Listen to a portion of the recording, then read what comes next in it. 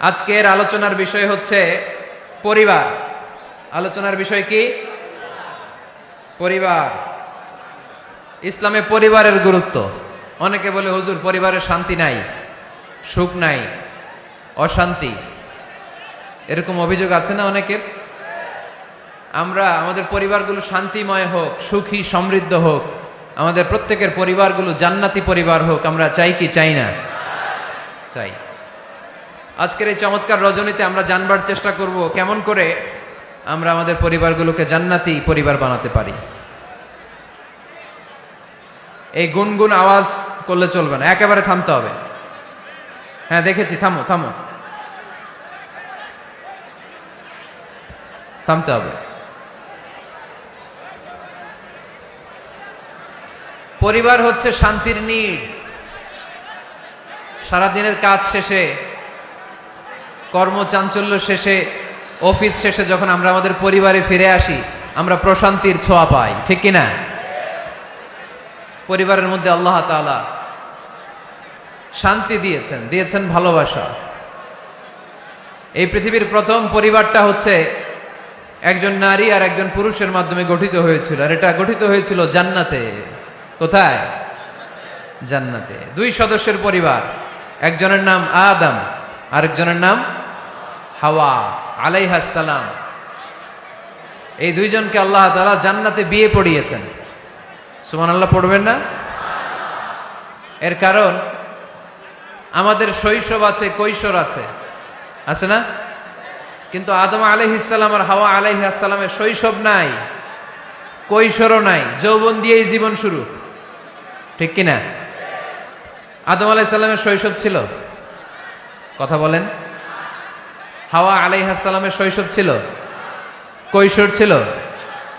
পৃথিবীতে এসেই দেখলেন যুবক আর যুবতী, ঠিক কিনা? এজন্য বিয়ের দরকার আছে না নাই?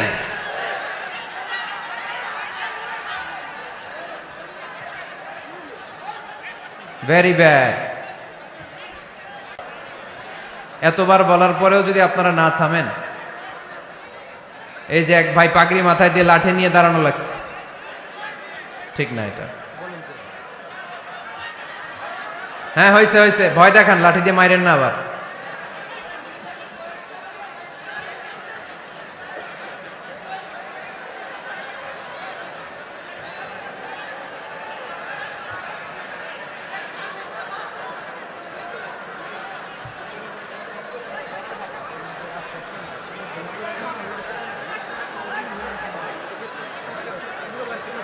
একটু মেনে নিতে হবে তো, একটু সহ্য করতে হবে কষ্ট। আমি তো বললাম যে বিশৃঙ্খলা করা যাবে না, জায়গা না পেলে আস্তে আস্তে পেছনে চলে যান। বের হয়ে যেতে চাইলে তো কেউ বাধা দিবে না, ওখানে প্রজেক্টরের সামনে যেয়ে বসেন। এইখানেই থাকতে হবে, আমারই দেখা লাগবে। স্টেজের সামনে ধাক্কাধাক্কি করলে একজন বক্তা আলোচনা করতে পারে না? জানি আগামীকাল আপনারা কি করবেন। কুয়াকাটার হুজুর এসে তো বদনাম করবে এলাকার, বলবে এলাকার লোকেরা তো খুবই বিশৃঙ্খল। এটা ঠিক না, ভেরি ব্যাড। হ্যাঁ ঠিক আছে, এইবার ঠিক আছে। আমি একটা কথা শুরু করব, এরপরেই আপনারা বিশৃঙ্খলা করবেন। আমি একটা পয়েন্ট নিয়ে আলোচনা ধরবো, এরপরে আবার চিল্লাচিল্লি, এভাবে তো চলবে না। হ্যাঁ ঠিক আছে। সম্মানিত ভাইয়েরা, আদম আলাইহিস সালাম এবং হাওয়া আলাইহিস সালাম এই পৃথিবীর প্রথম দম্পতি, প্রথম নারী এবং পুরুষ, প্রথম হাজবেন্ড এন্ড ওয়াইফ। এই দুইজনের পরিবার গঠনের মধ্য দিয়ে এই পৃথিবীতে পরিবার শুরু। ওনাদের গর্ভে আল্লাহ জোড়ায় জোড়ায় সন্তান দিতেন। এক একবারেই একটা ছেলে একটা মেয়ে একসাথে হতো। এর পরের বছর আবার একটা ছেলে একটা মেয়ে। এইবারের ছেলের সাথে পরের বারের মেয়ের বিয়ে, এইবারের মেয়ের সাথে পরের বারের ছেলের বিয়ে। সুবহানাল্লাহ পড়েন। কারণ সম্বন্ধ করার মতো, আত্মীয় করার মতো আর কোনো মানুষ পৃথিবীতে আছে? ওনারা প্রথম মানব, প্রথম মানবী। এজন্য আল্লাহ তাআলা এইভাবে এই দুই নরনারীর মধ্য দিয়ে পৃথিবীর বুকে এই বিশাল মানব জাতিকে বর্ধিত করেছেন। এখন পৃথিবীতে প্রায় 200টা দেশ, 700 কোটিরও বেশি মানুষ, সব আমরা ভাই ভাই। আমাদের আদি পিতা আদম, আমাদের আদিমাতা হাওয়া আলাইহিস সালাম, আমাদের গোড়া এক। আমরা কেউ মুসলিম, কেউ বৌদ্ধ, কেউ মুসলিম, কেউ হিন্দু, কেউ মুসলিম, কেউ খ্রিস্টান, কিন্তু আমাদের আদি পিতা আর আদি মাতা একজন। চিল্লায় বলেন ঠিক কিনা? আমাদের গোড়া এক। হিন্দু বৌদ্ধ হইলেও আমরা ভাই ভাই, মানবতার দিক থেকে ভাই, আর আমরা হলাম ইমানি ভাই, ঠিক কিনা? দেখেন, যেখানে হিন্দু লোকটাও আমার ভাই, বৌদ্ধ লোকটাও আমার ভাই, খ্রিস্টানও আমার ভাই, সেখানে আমরা মুসলমানরা একসাথে এক টেবিলে বসতে পারি না। কিন্তু আমাদের নবী এক, আমাদের কোরআন এক, আমাদের কাবা এক, আমাদের মদিনা শরীফ এক। চিল্লায় বলেন ঠিক কিনা? আমাদের প্রভু এক, এক নবীর উম্মত, জীবন বিধান এক, ওই শিবানী কোরআন। আমাদের প্রভু এক, এক নবীর উম্মত, জীবন বিধান এক, ওই শিবানী কোরআন। তবে কেন এক নও হে মুসলমান, একে হও করিয়া আহ্বান, ঠিক কিনা? বাইতুল্লাহ এক, মদিনা শরীফ এক, উহুদ পাহাড় এক, বদরের মাঠ এক, ঠিক কিনা? বাইতুল্লাহ এক, মদিনা শরীফ এক, উহুদ পাহাড় এক, বদরের মাঠ এক। একটা তো জীবন আর মরণ যে একটাই, এক সাথে মিলে মিশে একটাই প্রাণ। তবে কেন এক নও হে মুসলমান, একে হও করিয়া আহ্বান। আমাদের প্রভু এক, এক নবীর উম্মত, জীবন বিধান এক, ওই শিবানী কোরআন। তবে কেন এক নও হে মুসলমান, একে হও করিয়া আহ্বান, ঠিক কিনা? সবাই আমরা এক, ঐক্যবদ্ধ থাকতে হবে। সীসা ঢালা প্রাচীরের মতো বিশ্বনবী এসেছেন মিলাতে, বিষ্ণু ইসলাম আলাদা করতে আসেন নাই। আমরা আলাদা করতে পছন্দ করি, আছে না নাই? শুরুতেই জিজ্ঞেস করি, তুই কোন পীরের মুরিদ? কোন পীরের মুরিদ? কোন ইসলামিক দল করেন? বিএনপি না আওয়ামী লীগ, জামাত না জাতীয় পার্টি? আছে না নাই? ভাগাভাগি। আল্লাহর হাবিব সাল্লাল্লাহু আলাইহি ওয়াসাল্লাম মানুষকে মানুষ হিসেবে মর্যাদা দিতেন। এক ইহুদির লাশ দেখে আল্লাহর হাবিব দাঁড়িয়ে গেলেন। সাহাবারা বললেন, ইন্নাহু ইয়াহুদি ইয়া রাসূলুল্লাহ। আপনি দাঁড়িয়ে গেলেন যে এটা তো ইহুদির লাশ, কার লাশ? আল্লাহর হাবিব সাল্লাল্লাহু আলাইহি ওয়াসাল্লাম বললেন, আওয়ালাইসাত নাফসান, এটা কি মানুষ না? হোক না ইহুদি, হোক না আস্তিক আর নাস্তিক, এটা তো মানুষ। আমি মানুষকে সম্মান করেছি। আওয়াজ করে পড়েন সুবহানাল্লাহ।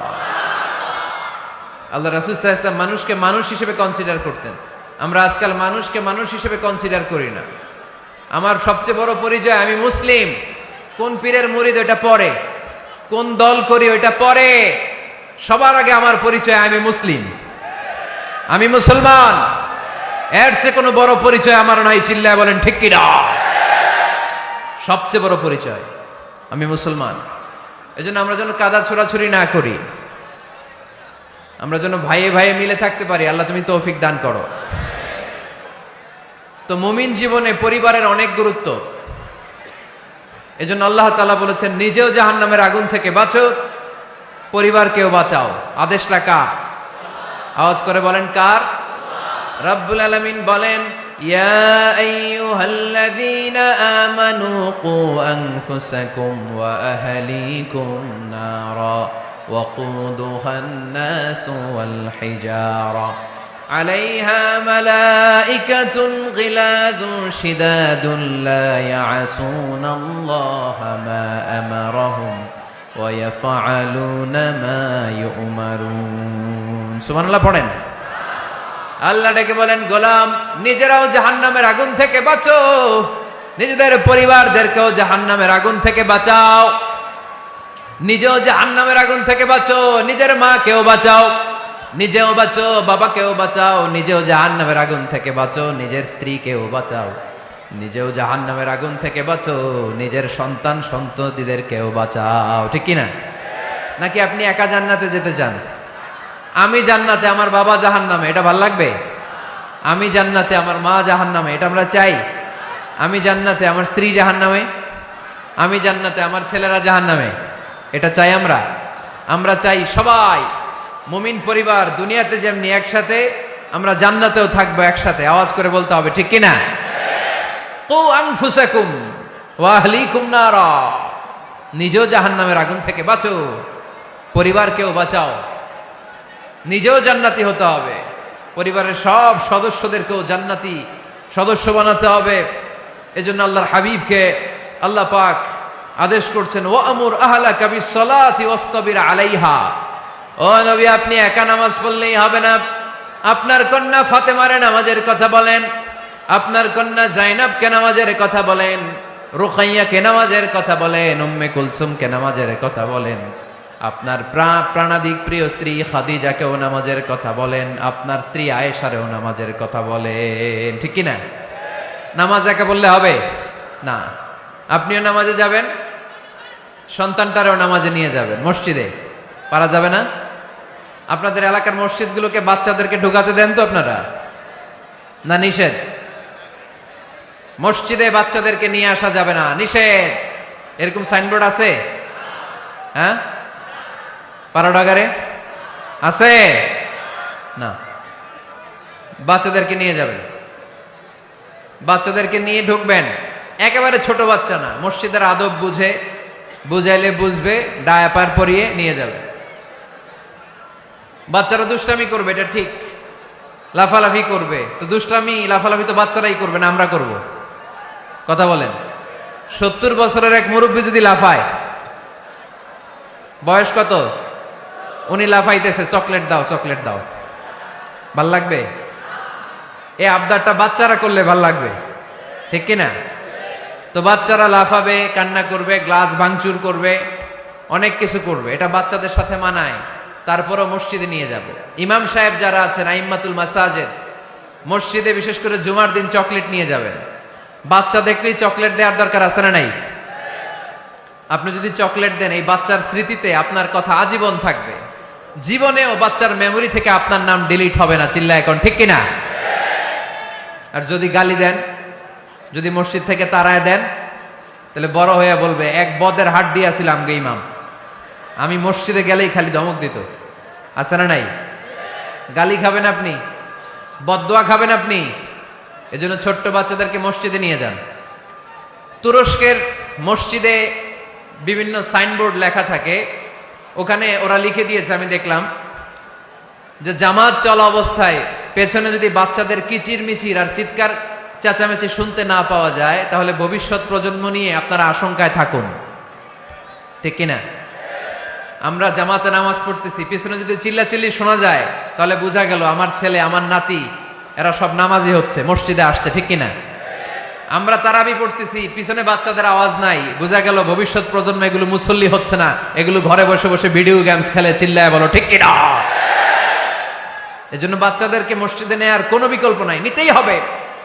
বুঝাবেন, বুঝাবেন যে আব্বু, এটা আমাদের এবাদত গা, এখানে আমরা আল্লাহর ইবাদত করি, আল্লাহর জিকির করি, এখানে দুষ্টুমি করতে হয় না, এখানে চিৎকার চেঁচামেচি করতে হয় না, এখানে আল্লাহকে ডাকতে হয়, এখানে আল্লাহরে সেজদা দিতে হয়। সময়ের বিবর্তনে, কালের আবর্তনে দুষ্টুমি করতে করতে বাচ্চাটা বুঝে যাবে যে মসজিদে কি করতে হয় আর কি করতে হয় না। ঠিক কিনা?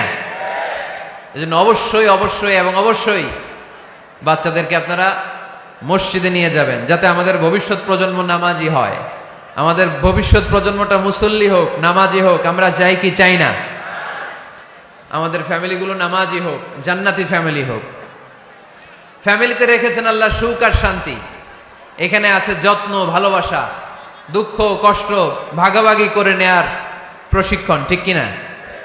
ফ্যামিলি, পরিবারকে ইসলাম এত গুরুত্ব দিয়েছে কেন জানেন? গোটা বিশ্বের সব জায়গায় যদি ইসলাম পালন নিষিদ্ধ হয়, আমার পরিবারের ভেতরে আমার ইসলাম পালনের সুযোগ আছে না নাই? বাইতুল মুকাররমে খুতবা দেয়া নিষেধ, মসজিদে নামাজ পড়া নিষেধ, দাড়ি নিয়ে রাস্তায় চলা নিষেধ, টুপি পড়া নিষেধ, কিচ্ছু করা যাবে না, সব জায়গায় নিষেধ। কিন্তু আমার বেডরুমের ভিতরে নিষেধ করার ক্ষমতা কারো আছে? এজন্য পরিবারের অনেক গুরুত্ব। গোটা বিশ্বে যদি ইসলাম পালন নিষিদ্ধ হয়, আমার পরিবারের ভেতরে কেউ নজরদারি করতে পারবে? এজন্য ইসলাম পরিবার গঠন, পরিবার সংরক্ষণ, পরিবারের মধ্যে ইসলামিক প্রশিক্ষণ, তাহজিব, তামাদ্দুন, ট্রেন আপ করাকে আমাদের জন্য আবশ্যক করে দিয়েছেন। আলহামদুলিল্লাহ পড়েন।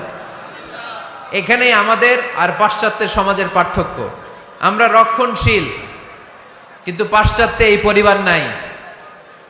ওদের পরিবারগুলোতে, ওদের সমাজে দেখবেন যে ব্রোকেন ফ্যামিলির সংখ্যা বেশি, এরা বিয়ে করতে চায় না। আমরা বিয়ে করি, কারণ বিয়ে করা আমার নবীর সুন্নাহ, ঠিক কিনা? কিন্তু ওয়েস্টে দেখবেন ওরা বিয়ে করে না, ওরা বিয়ের পরিবর্তে লিভ টুগেদার করে। কি করে? ওদের সোসাইটিটারে ওরা বলে ফ্রি সেক্সের সোসাইটি, অবাধ যৌনাচার। এখানে অবাধ যৌনাচার, কোনো বাধা নাই। আজকে বিয়ে করে, কালকে ডিভোর্স। তারা অবাধ স্বাধীনতা দিতে দিতে এখন হোমোসেক্সুয়ালিটির পথে হাঁটছে। এখন ছেলেতে ছেলেতে বিয়ে করে, মেয়েতে মেয়েতে বিয়ে করে। বেশিরভাগ ফ্যামিলিতে ছেলেগুলোর বাবা আছে, মা নাই, মা আছে, বাবা নাই। কয়টা যে বিয়ে করছে, কয়টা যে ডিভোর্স হয়েছে নিজেরাও জানে না। আমরা কি এমন পরিবার চাই? এজন্য অপ্রকৃতস্থ মানুষের সংখ্যা খুব বেশি। পাগল হয়ে বড় হয়ে উঠছে ওরা, পাগল, মেন্টালি ডিসঅর্ডার। এজন্য ওয়েস্টে আত্মহত্যার সংখ্যা বেশি, সুইসাইডের সংখ্যা বেশি। প্রায় শুনবেন একজন লোক গান নিয়ে বেরোয়, রাস্তার কিছু লোককে শুট করেছে, কিছু লোককে হত্যা করার পরে নিজে নিজেকে সুইসাইড করে শেষ। এরকম আছে না নাই? কিন্তু আমাদের মুসলিম সমাজে কি এগুলো আছে? নাই। কারণ আমাদের পারিবারিক বন্ধন আছে না নাই? আমরা বাবা মা, ভাই বোন, আমাদের ভালোবাসাগুলো একাকার করে ফেলি। এজন্য আমাদের ভালোবাসা দিবস লাগে না। ওদের মধ্যে ভালোবাসা নাই, এজন্য বছরের একদিন 14ই ফেব্রুয়ারিতে ওদের ভালোবাসা লাগে। আমাদের ভালোবাসা লাগে? আমাদের সকালে ভালোবাসা আছে না নাই? বিকালে আছে না নাই? আল্লাহর জন্য ভালোবাসা আছে না নাই? নবীর জন্য আছে না নাই? রাসূল আমারে ভালোবাসা, রাসূল আমার আলো আশা, রাসূল আমার প্রেম বিরহের মূল আলোচনা, রাসূল আমার কাজে কর্মের অনুপ্রেরণা। পড়েন আমিন। আমাদের সপ্তাহে 7 দিন ভালোবাসা, আমাদের দিনের 24 ঘন্টায় ভালোবাসা, মাসের 30 দিনে আমাদের ভালোবাসা, বছরের 365 দিন আমাদের ভালোবাসা। এর জন্য আলাদা করে ভালোবাসা দিবস আমাদের লাগে না। জোরে বলতে হবে, ঠিক কিনা? ওদের যেহেতু ভালোবাসা নাই, ওদের মধ্যে ভালোবাসার কতটা অভাব আপনি অবাক হয়ে যাবেন। ভাই বোন, বাবা মা রেস্টুরেন্টে খেতে গেলে ভাইয়ের বিল ভাই দেয়, বোনের বিল বোন দেয়, মায়ের বিল মা দেয়, বাবার বিল বাবা দেয়। কল্পনা করছেন? ভালোবাসা যে নাই, এটা দেখতে চাইলে আপনার পাশ্চাত্যের প্রিজন সেলগুলো দেখতে যেতে হবে, জেলখানা। আপনি যদি আমেরিকার জেলখানাগুলোতে যান, আপনি যদি ওয়েস্টের ওল্ড হোম, বৃদ্ধাশ্রমগুলোতে যান, তাহলে দেখবেন বছরের একদিন তারা বাবাকে একটা কার্ড দিয়ে আসে, ইন্টারন্যাশনাল ফাদার্স ডে, বিশ্ব বাবা দিবস। বছরে একদিন বাবারে হাই হ্যালো দিয়ে আসে, কিছু টাকা দিয়ে আসে। ইন্টারন্যাশনাল মাদার্স ডে, বিশ্ব মা দিবস। বছরের একদিন। মা, সারা বছর তো তোমার কথা মনে থাকে না, কিন্তু মা দিবসে তোমারে ভুলি নাই, এটা লিখে একটা কার্ড দিয়ে আসে, কিছু টাকা দিয়ে আসে। বাবা মায়ের প্রতি ভালোবাসা আমাদের জন্য কি নির্দিষ্ট কোনো দিনের সাথে সীমাবদ্ধ? সারা বছর আমাদের ভালোবাসা আছে না নাই? এই জন্য আমাদের ফাদার্স ডে লাগে না, আমাদের মাদার্স ডে লাগে না, আমাদের ভ্যালেন্টাইন্স ডে লাগে না। এগুলোতে আমরা বিশ্বাসী না, এগুলো আমরা বিশ্বাস করি না। এই দিবস ফিবসে আমরা বিশ্বাসী না। কিছুদিন আগে দেখলাম পালন হইল বিশ্ব ডিম দিবস। কি দিবস শুনছেন আপনারা? পত্রিকায় দেখলাম যে বিশ্ব ডিম দিবস। কয়দিন পরে শুনবেন বিশ্ব বাঁশ দিবস। যেই হারে লোকজন একে অপরে বাঁশ দেয়, বিশ্ব বাঁশ দিবস। এরপর শুনলাম আরেকটা আছে বিশ্ব চিন্তা দিবস। কি দিবস? তাই বললাম এই দিবসের প্রতিপাদ্য কি? তো বললো, হুজুর এই দিবসে আমরা সবাই মিলে চিন্তা করি যে আসলেই আমাদের কি চিন্তা করা দরকার। তা আমরা এই দিবসে বিশ্বাস করি না, ঠিক কি না? আমাদের সব সময় ভালোবাসা আছে না নেই? আমাদের ভালোবাসা আল্লাহর জন্য, আমাদের ভালোবাসা রাসূলের জন্য, আমাদের ভালোবাসা কোরআনের জন্য, আমাদের ভালোবাসা একে অপরের জন্য, ঠিক কি না? তো এই জন্য প্রিয় ভাইরা, পরিবারটা অনেক গুরুত্বপূর্ণ। এই কোরআন পরিবারকে অনেক গুরুত্বের সাথে কনসিডার করেছে। কোরআনে একটা সূরাই আছে যে সূরাতে শুধু পরিবারের বিষয় নিয়ে কথা বলেছে। সূরাটার নাম সূরাতুত তালাক।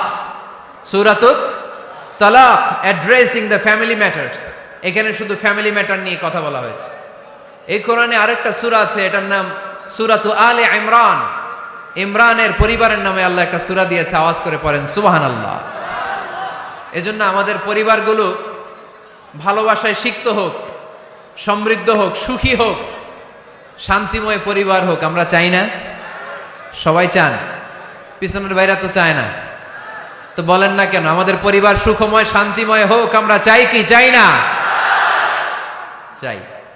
আজকের এই চমৎকার রজনীতে কিছু টিপস, কিছু ফর্মুলা আপনাদের সাথে শেয়ার করব। এই ফর্মুলাগুলো আমাদের পরিবারে অ্যাপ্লাই করলে দেখবেন এমনি শান্তি চলে আসছে কোরআন সুন্নাহর আলোকে। কারণ কোরআন আছে যেখানে শান্তি আছে, সুন্নাহ আছে যেখানে শান্তি আছে। মূল আলোচনা আমরা শুরু করছি। আপনারা মনোযোগী হয়ে কথা বন্ধ করে কান দুটো খরগোশের কানের মতো খাড়া করে শুনুন। এই মাহফিলগুলো তখনই সার্থক হবে যখন এখান থেকে কিছু আমরা নিয়ে যেতে পারবো, ঠিক কিনা? কিভাবে পরিবারে শান্তি আসবে? অনেকে বলে হুজুর শান্তি নাই, ঘরটার ভেতরে ঢুকতেই মনে চায় না, সারা দুনিয়া ঘুরে বেড়াই, ভাল লাগে, ঘরে ঢুকলেই জাহান্নাম। আছে না নাই? আমরা চাই না আমার ঘর জাহান্নামের টুকরা হোক, আমরা চাই আমার ঘর শান্তি আর ভালোবাসায় ভরপুর থাক, তাই না? কি করে ঘরে শান্তি আনবেন পাড়াডগারের ভাইরা? আজকের এই আলোচনার পরে আমাদের পাড়াডগারে থাকবে শুধু শান্তি আর শান্তি। কথা কয় না? ইনশাল্লাহ পড়েন। ঘরে শান্তি আনার প্রথম মাধ্যম হচ্ছে ঘরে ঢুকেই সালাম দিবেন। এখন মারামারি লাগবে, কে আগে দিবে? আই না হেতি? হেতি কইব আন্নে দেন, আর আন্নে কইবেন হেতি দেখ। ঠেলাঠেলি আছে না নাই? এই ইগো প্রবলেম আমাদেরকে শেষ করে দিল। Ego, dominating attitude. কে বড়? কেউ বড় না, বড় একজন, তিনি কে? এজন্য আমরা পড়ি আল্লাহু আকবার। আকবার মানে কি? আকবার মানে তিনি সবচেয়ে বড়। তো শান্তি আনার প্রথম ফর্মুলা হচ্ছে শান্তির বাণী ঘরে ঢুকাইতে হবে। এখন ঘরে শান্তির বাণী ঢুকান না, শান্তি আসবে কোত্থেকে? সালাম অর্থ কি? কথা বলেন। সালাম সালাম হাজার সালাম সকল শহীদ স্মরণে, আমার হৃদয় রেখে যেতে চাই তাদের স্মৃতির চরণে। পড়েন আমিন। আমাদের সকল ভাষা শহীদ আর মুক্তিযোদ্ধা, তাদের প্রতি আজকের এই মাহফিলের পক্ষ থেকে আমরা জানাচ্ছি সালাম। শান্তি ছড়িয়ে পড়ুক বিশ্বময়। আমরা কি যুদ্ধ চাই? কি চাই? তো শান্তির বাণীটাকে ঘরে ঢুকান, দেখবেন দরদর করে শান্তি নেমে আসতেছে। তাহলে পরিবারে শান্তি আনার প্রথম টিপস হচ্ছে ঘরে ঢুকে আগে কি দিবেন? সবাই বলেন কি দিবেন? রব্বুল আলামিন বলেন, فَإِذَا دَخَلْتُمْ بُيُوتًا فَسَلِّمُوا عَلَىٰ أَنفُسِكُمْ تَحِيَّةً مِّنْ عِندِ اللَّهِ مُبَارَكَةً طَيِّبَةً। অবিশ্বাসীরা শোনো শোনো, তোমরা যখন তোমাদের ঘরে প্রবেশ করবে, ঘরে প্রবেশ করার পর সর্বপ্রথম তোমার যেই কাজ, প্রথম কাজটা হলো ঘরের মধ্যে যারা আছে সবাইকে সালাম দিয়ে দাও। কি দিয়ে দাও? সাল্লিমু আলা আনফুসিকুম, একে অপরকে সালাম দাও। তাহিয়াতাম মিন ইনদিল্লাহ, এটা আল্লাহর পক্ষ থেকে অভিবাদন পদ্ধতি। মুবারাকাতান তাইয়্যিবা, এর চেয়ে বরকতময় বাণী, এর চেয়ে পবিত্র বাণী আর হতে পারে? কি সুন্দর বাণী! আসসালামু আলাইকুম ওয়া রাহমাতুল্লাহ। ইউরোপিয়ানরা বলে গুড মর্নিং, গুড ইভিনিং, আছে না নাই? গুড মর্নিং মানে কি? শুভ সকাল, ঠিক কি না? গুড ইভিনিং মানে কি? শুভ সন্ধ্যা। পৃথিবীর অনেক জায়গা আছে যেখানে কোনো সকাল নাই, যেখানে কোনো সন্ধ্যা নাই। এরকম জায়গা আছে না নাই? আপনারা ভূগোল পড়ছেন না? এই পৃথিবীর এমন এমন জায়গা আছে যেখানে 6 মাস দিন, ওইখানে রাত নাই। তো এখানে গুড ইভিনিং আসলো কোত্থেকে? কথা বলেন। আরেক জায়গায় আছে 6 মাস রাত, কোনো সকাল নাই, তো এখানে গুড মর্নিং বলা যাবে? কিন্তু সালাম এটা সব জায়গায় বলার সুযোগ আছে না নাই? এজন্য শান্তি যদি ঘরে ঢুকাতে চাই, ঘরে ঢুকেই সালাম। আমি আপনাদেরকে সালাম দিচ্ছি, উত্তর দেন। আসসালামু আলাইকুম ওয়া রাহমাতুল্লাহ। এবার আপনারা সালাম দেন, আমি উত্তর দিব। ওয়া আলাইকুম আসসালাম ওয়া রাহমাতুল্লাহ। এই তো শান্তি চলে আসছে। আলহামদুলিল্লাহ পড়বেন না? আজকে মাহফিল শেষেই অ্যাকশন, ডাইরেক্ট। আজকে থেকে ডাইরেক্ট অ্যাকশন, দেরি করা যাবে না। ভালো হয়ে যাব হুজুর, ভালো হয়ে যাব। কালকে থেকে শুরু করো হুজুর, কালকে থেকে। ওই কালকে ওর জীবনে আর আসে নাই, চিল্লা এখন ঠিক কিনা? ভালো হয়ে যাব বলে অনেক লোক কবরে পড়ে আছে। আগামীকাল থেকে নামাজ ধরবো বলে বলে বসে থাকা লোকগুলো এরকম কবরে পড়ে আছে, ওদের জীবনে আগামীকাল আর আসে নাই। ভালো হবো কখন? এখন থেকে। আজকে থেকেই সালামের প্র্যাকটিসের দরকার আছে না নাই? এজন্য ওয়াজের মাঝখানে একটু প্র্যাকটিস করাই নিলাম। ঘরে ঢুকেই আগে সালাম দিবেন। আপনি আগে দিবেন, ভাবি পরে দেখ, অসুবিধা নাই, ঠিক কিনা? আর ভাবি যদি আগে দিতে পারে তাও সমস্যা নাই। আপনি ভাবিকে সালাম দিচ্ছেন, ভাবি আপনাকে দিচ্ছে। আপনাদের এই প্রতিযোগিতা দেখে বাচ্চারা কি শিখবে? সালাম দিতে হবে, ঠিক কিনা? তা আসুন ঘরটারে আমরা শান্তিময় করি। সালাম দিন আর সালামাতে থাকুন। আমি সব সময় বলি সালাম দিন আর সালামাতে থাকুন। তো আল্লাহ বললেন নিজের ঘরে যদি প্রবেশ করো ঢুকেই সালাম দাও। এবার অন্যের ঘরে যদি প্রবেশ করেন ওইখানে তো সালামের দরকার নাই না? দরকার আছে না নাই? এজন্য রব্বুল আলামিন বলেন, ইয়া আইয়ুহাল্লাযীনা আমানু লা তাদখুলু বুয়ুতান গায়রা বুয়ুতিকুম হাত্তা তাস্তানিসু ওয়া তুসাল্লিমু আলা আহলিহা। ও আমার বিশ্বাসী বান্দারা, শোনো শোনো, অন্য কারো বাড়িতে যদি প্রবেশ করো, প্রবেশ করার আগে খবর দাও, আগে অনুমতি নাও, অনুমতি নেওয়ার পরে সালাম দিয়ে দাও। অন্যের ঘরে প্রবেশ করলে আরো বেশি প্রসিডিউর বেশি। প্রথমে আগে অনুমতি নেবেন, তারপরে কি দিবেন? তাহলে নিজের ঘরে হোক অন্যের ঘরে হোক, ঘরে ঢুকে আমরা কি দিব? আওয়াজ করে বলতে হবে মুসলমান, ঘরে ঢুকে কি দিব? সালাম। আল্লাহর হাবিব সাল্লাল্লাহু আলাইহি ওয়াসাল্লাম সহিহ মুসলিমের হাদিস, তিনি বললেন, আওয়ালা আদুল্লুকুম আলা শাই ইযা ফাআলতুমুহু তাহাবাবতুম। আমি কি তোমাদের এমন একটা আমলের কথা বলবো না যেটা তোমরা প্র্যাকটিস করলে একে অপরের মধ্যে ভালোবাসা বেড়ে যাবে? সাহাবারা বলল, ইয়া রাসূলুল্লাহ বলেন সে আমলটা কি? আল্লাহর হাবিব সাল্লাল্লাহু আলাইহি ওয়াসাল্লাম বললেন, আফশুস সালামা বাইনাকুম। নিজেদের মধ্যে সালামের প্র্যাকটিস করো, দেখা হলে আগে সালাম দিয়ে দাও। আল বাদিউ বিসসালামি বারিউম মিনাল কিবর। আগে আগে যে সালাম দেয় তার অন্তর থেকে অহংকার মুক্ত করে দেয় কে? যাদের অন্তরে ইগো বেশি, অহংকার বেশি, আগে সালাম দিবেন। কয়েকদিনের ব্যবধানে দেখবেন আর ইগো নাই। আমি চাই আজকে থেকে শুরু করে সামনের 7 দিন এই পাড়াডগারে আমি সালাম সপ্তাহ ঘোষণা করলাম। কি সপ্তাহ? শোনেন নাই কোথাও? বৃক্ষরোপণ সপ্তাহ আছে না নাই? হ্যাঁ, বাণিজ্য মেলা সপ্তাহ আছে না নাই? এই সপ্তাহ সেই সপ্তাহ, ক্রিকেট সপ্তাহ আছে না নাই? আজকে এই 6 জানুয়ারি রাতে আমরা ঘোষণা দিলাম সামনের 7 দিন পাড়াডগারে কি সপ্তাহ পালন হবে? আওয়াজ করে বলেন, সালাম সপ্তাহ।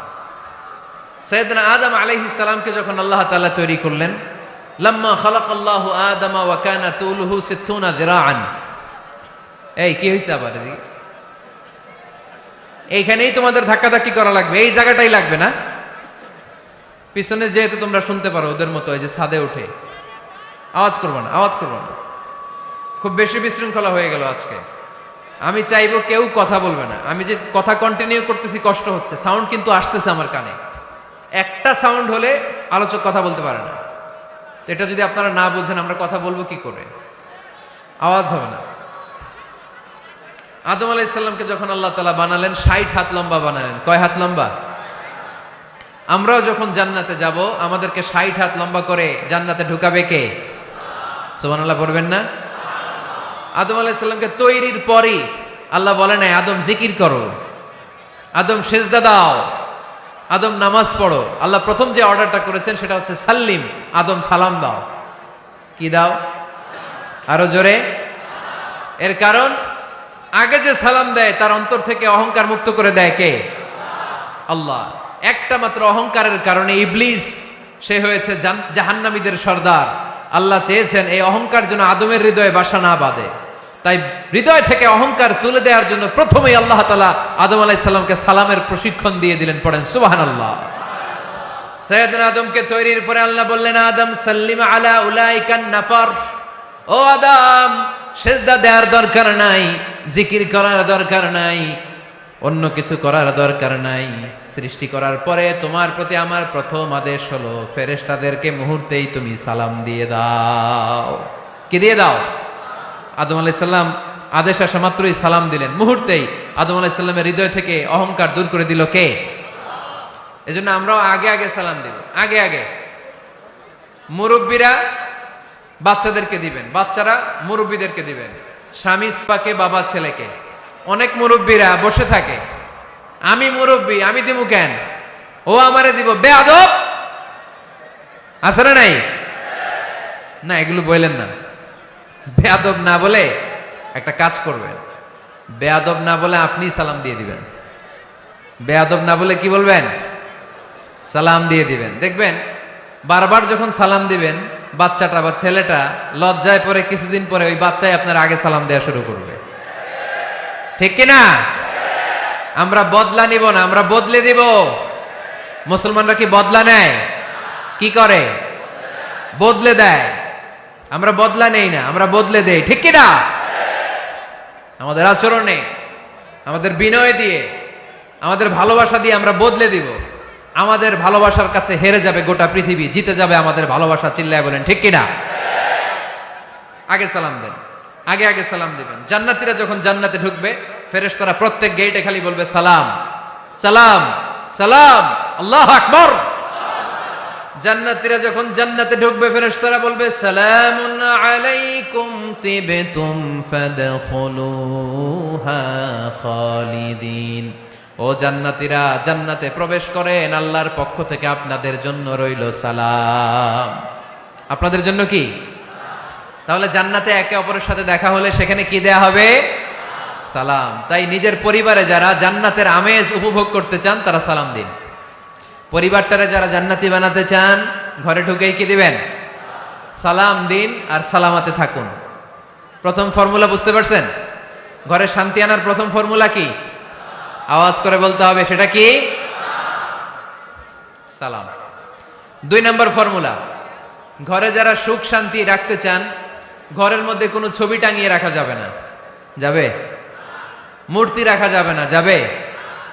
মুসনাদে আহমদ ইবনে হাম্বলের হাদিস, আল্লাহ রাসূল সাল্লাল্লাহু আলাইহি ওয়াসাল্লাম বলেন, লা ইন্নাল মালাইকাতা লা তাদখুলু বাইতান ফিহি তামাসিল ওয়া সূরা।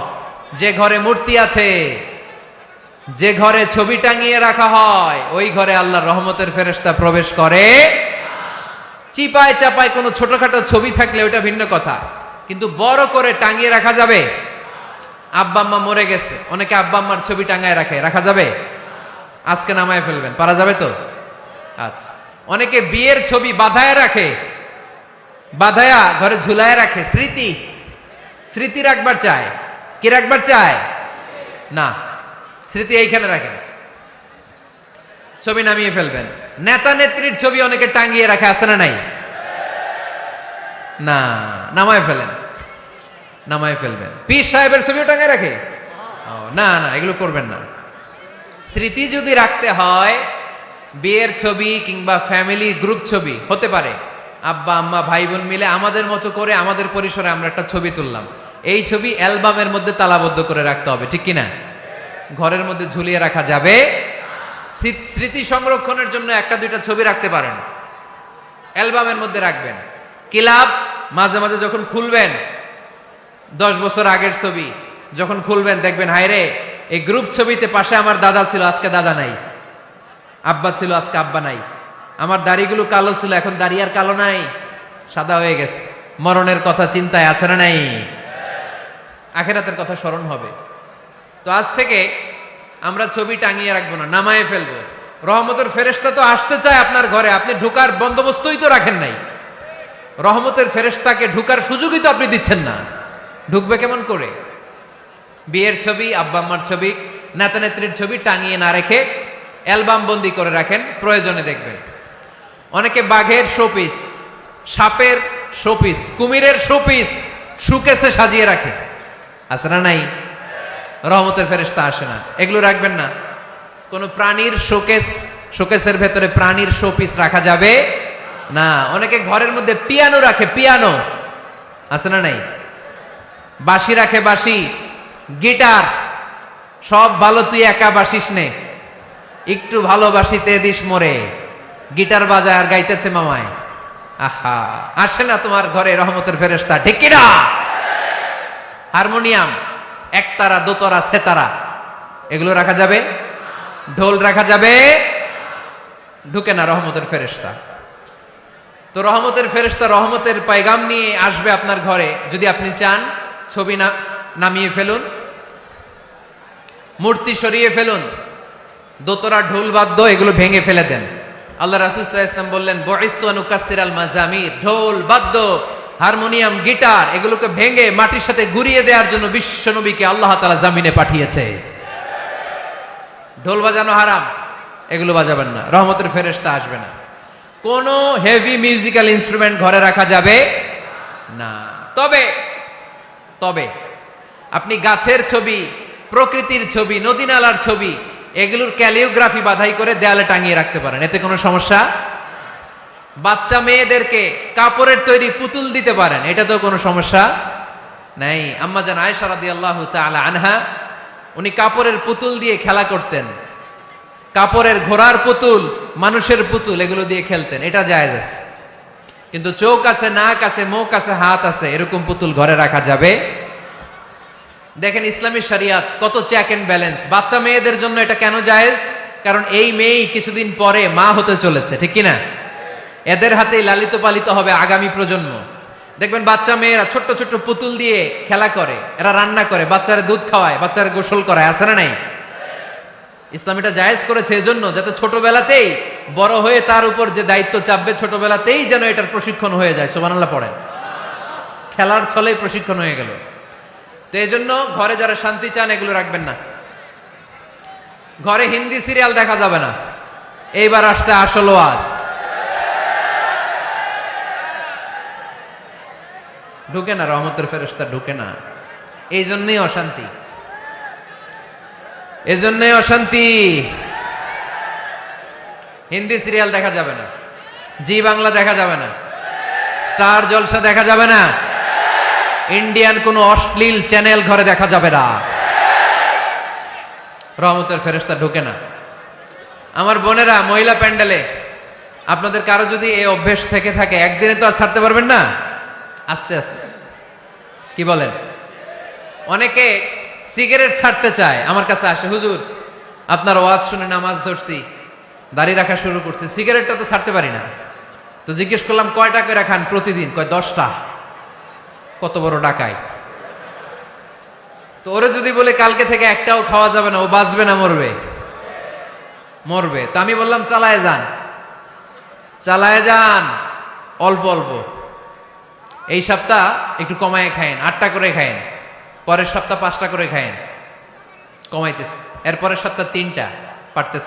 এরপরের সপ্তাহ 2টা, তাও পারলো। এরপরের সপ্তাহ 1টা। যেই সপ্তাহ উনি 1টা করে খায়, পরের সপ্তাহে বাদ দেওয়া যাবে না?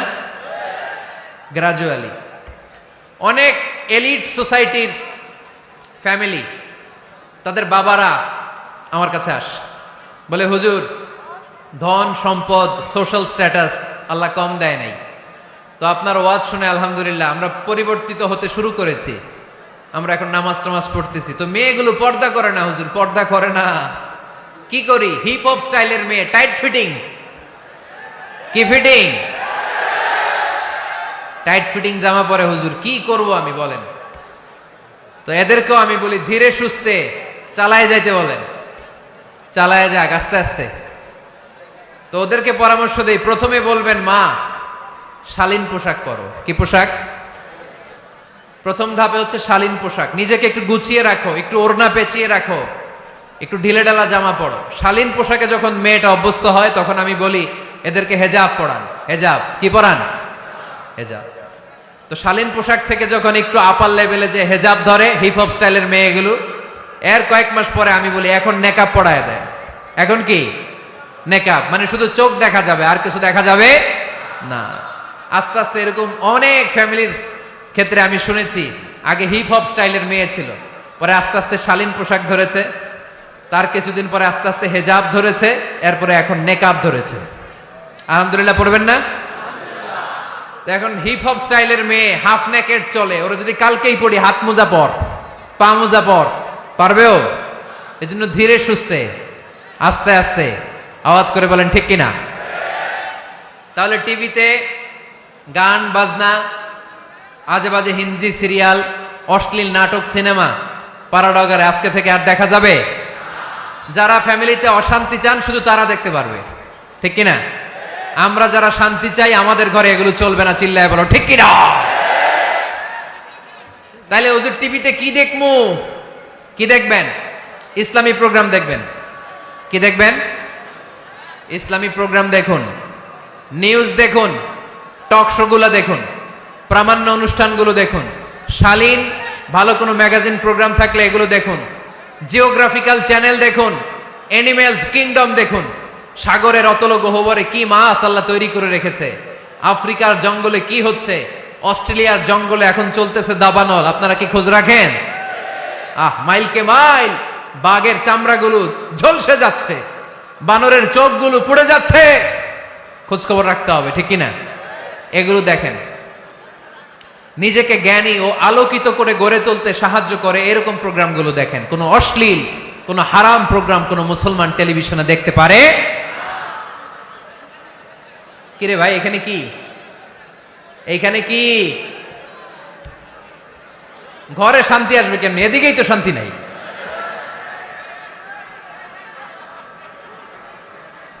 খালি ধাক্কা ধাক্কি। শেষ করে দেয়, কি বলেন? অনেক রাত হয়েছে কিন্তু, হ্যাঁ? তো কথা বলেন কেন? কথা বলবেন না। তো 2 নাম্বার যে পয়েন্টটা আমরা আলোচনা করলাম, ছবি টাঙিয়ে রাখা যাবে না, মূর্তি রাখা যাবে না ঘরে, গিটার বাদ্যযন্ত্র রাখা যাবে না, অশ্লীল নাটক সিনেমা দেখা যাবে। তাহলে ঘরটারে শান্তিতে ভরপুর করবে কে? কয়টা গেল? টিপস কয়টা গেছে মুসলমান? মনে রাখতেছেন তো? আমি কিন্তু তাফসীর করি ক্লাসের মতো। কিসের মতো? It's a class. পড়া দিব আবার পড়া নিব, তা না হলে কিচ্ছু খেয়াল থাকে না। মাহফিল শেষ, সিগারেট একটা ধরাই ফেলছে, সেই রকম কণ্ঠ হুজুরের, সেই রকম হেব্বি কণ্ঠ হুজুরের, হেব্বি। টানতেছে কি? বিড়ি। টানে কি? তো কি লাভ হইছে? কি লাভ হলো?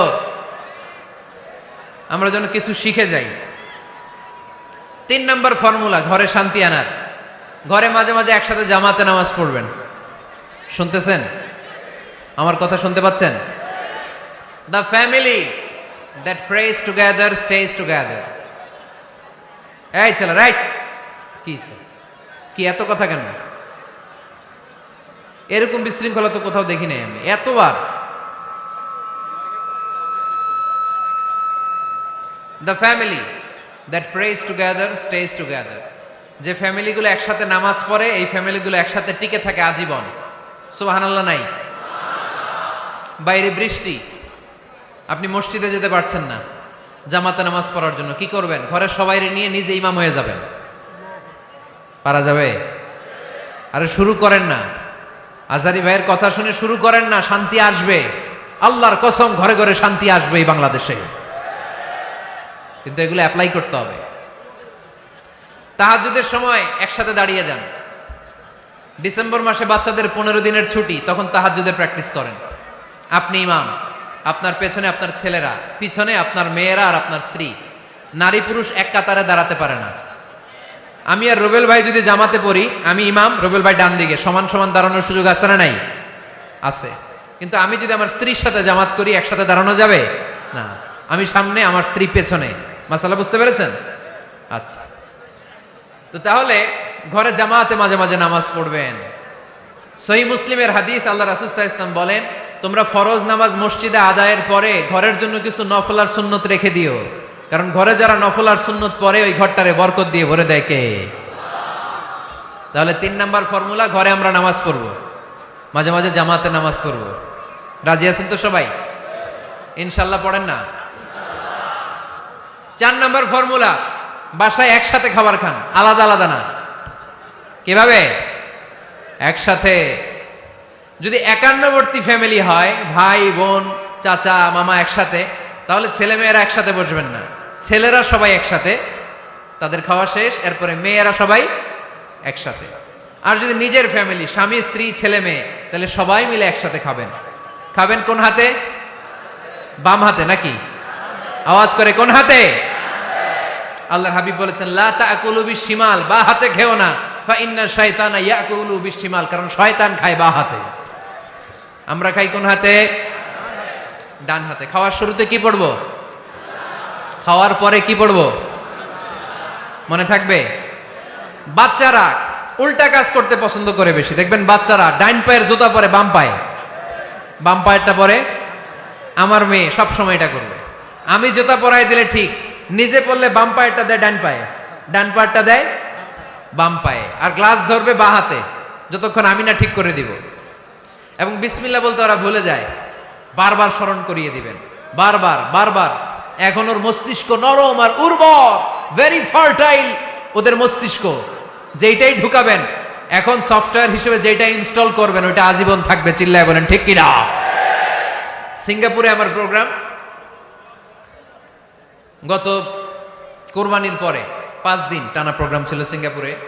এক ফ্যামিলি আসছে, অনেক বড় বিজনেসম্যান ওখানকার, এসে বলে হুজুর ইউটিউবে আপনার ওয়াজ শুনে আল্লাহ আমাদেরকে হেদায়েত দিচ্ছে, কিন্তু ছেলে মেয়েগুলোর তো মানাইতে পারতেছি না, নামাজ পড়ে না, আপনি একটু পানি পড়া দেন। কি পড়া? আমি বললাম বয়স কত? কয় 22। আমি কই পানি পড়া না, আমারে বাইটা খাওয়াই দিলে হবে না, কারণ কাঁচা না নোয়ালে বাস, পাকলে করে টাস টাস। আগে আগে দেরি করা যাবে না, দেরি করলে কষ্ট হয়ে যায়। আল্লাহ হেদায়েত না দিলে তখন এদেরকে বোঝানো যাবে না। ছোট্ট সোনামণিরা, ওরা এখন কাদা, কাদাকে যেমন খুশি তেমন ডিজাইন করা যায় কি যায় না?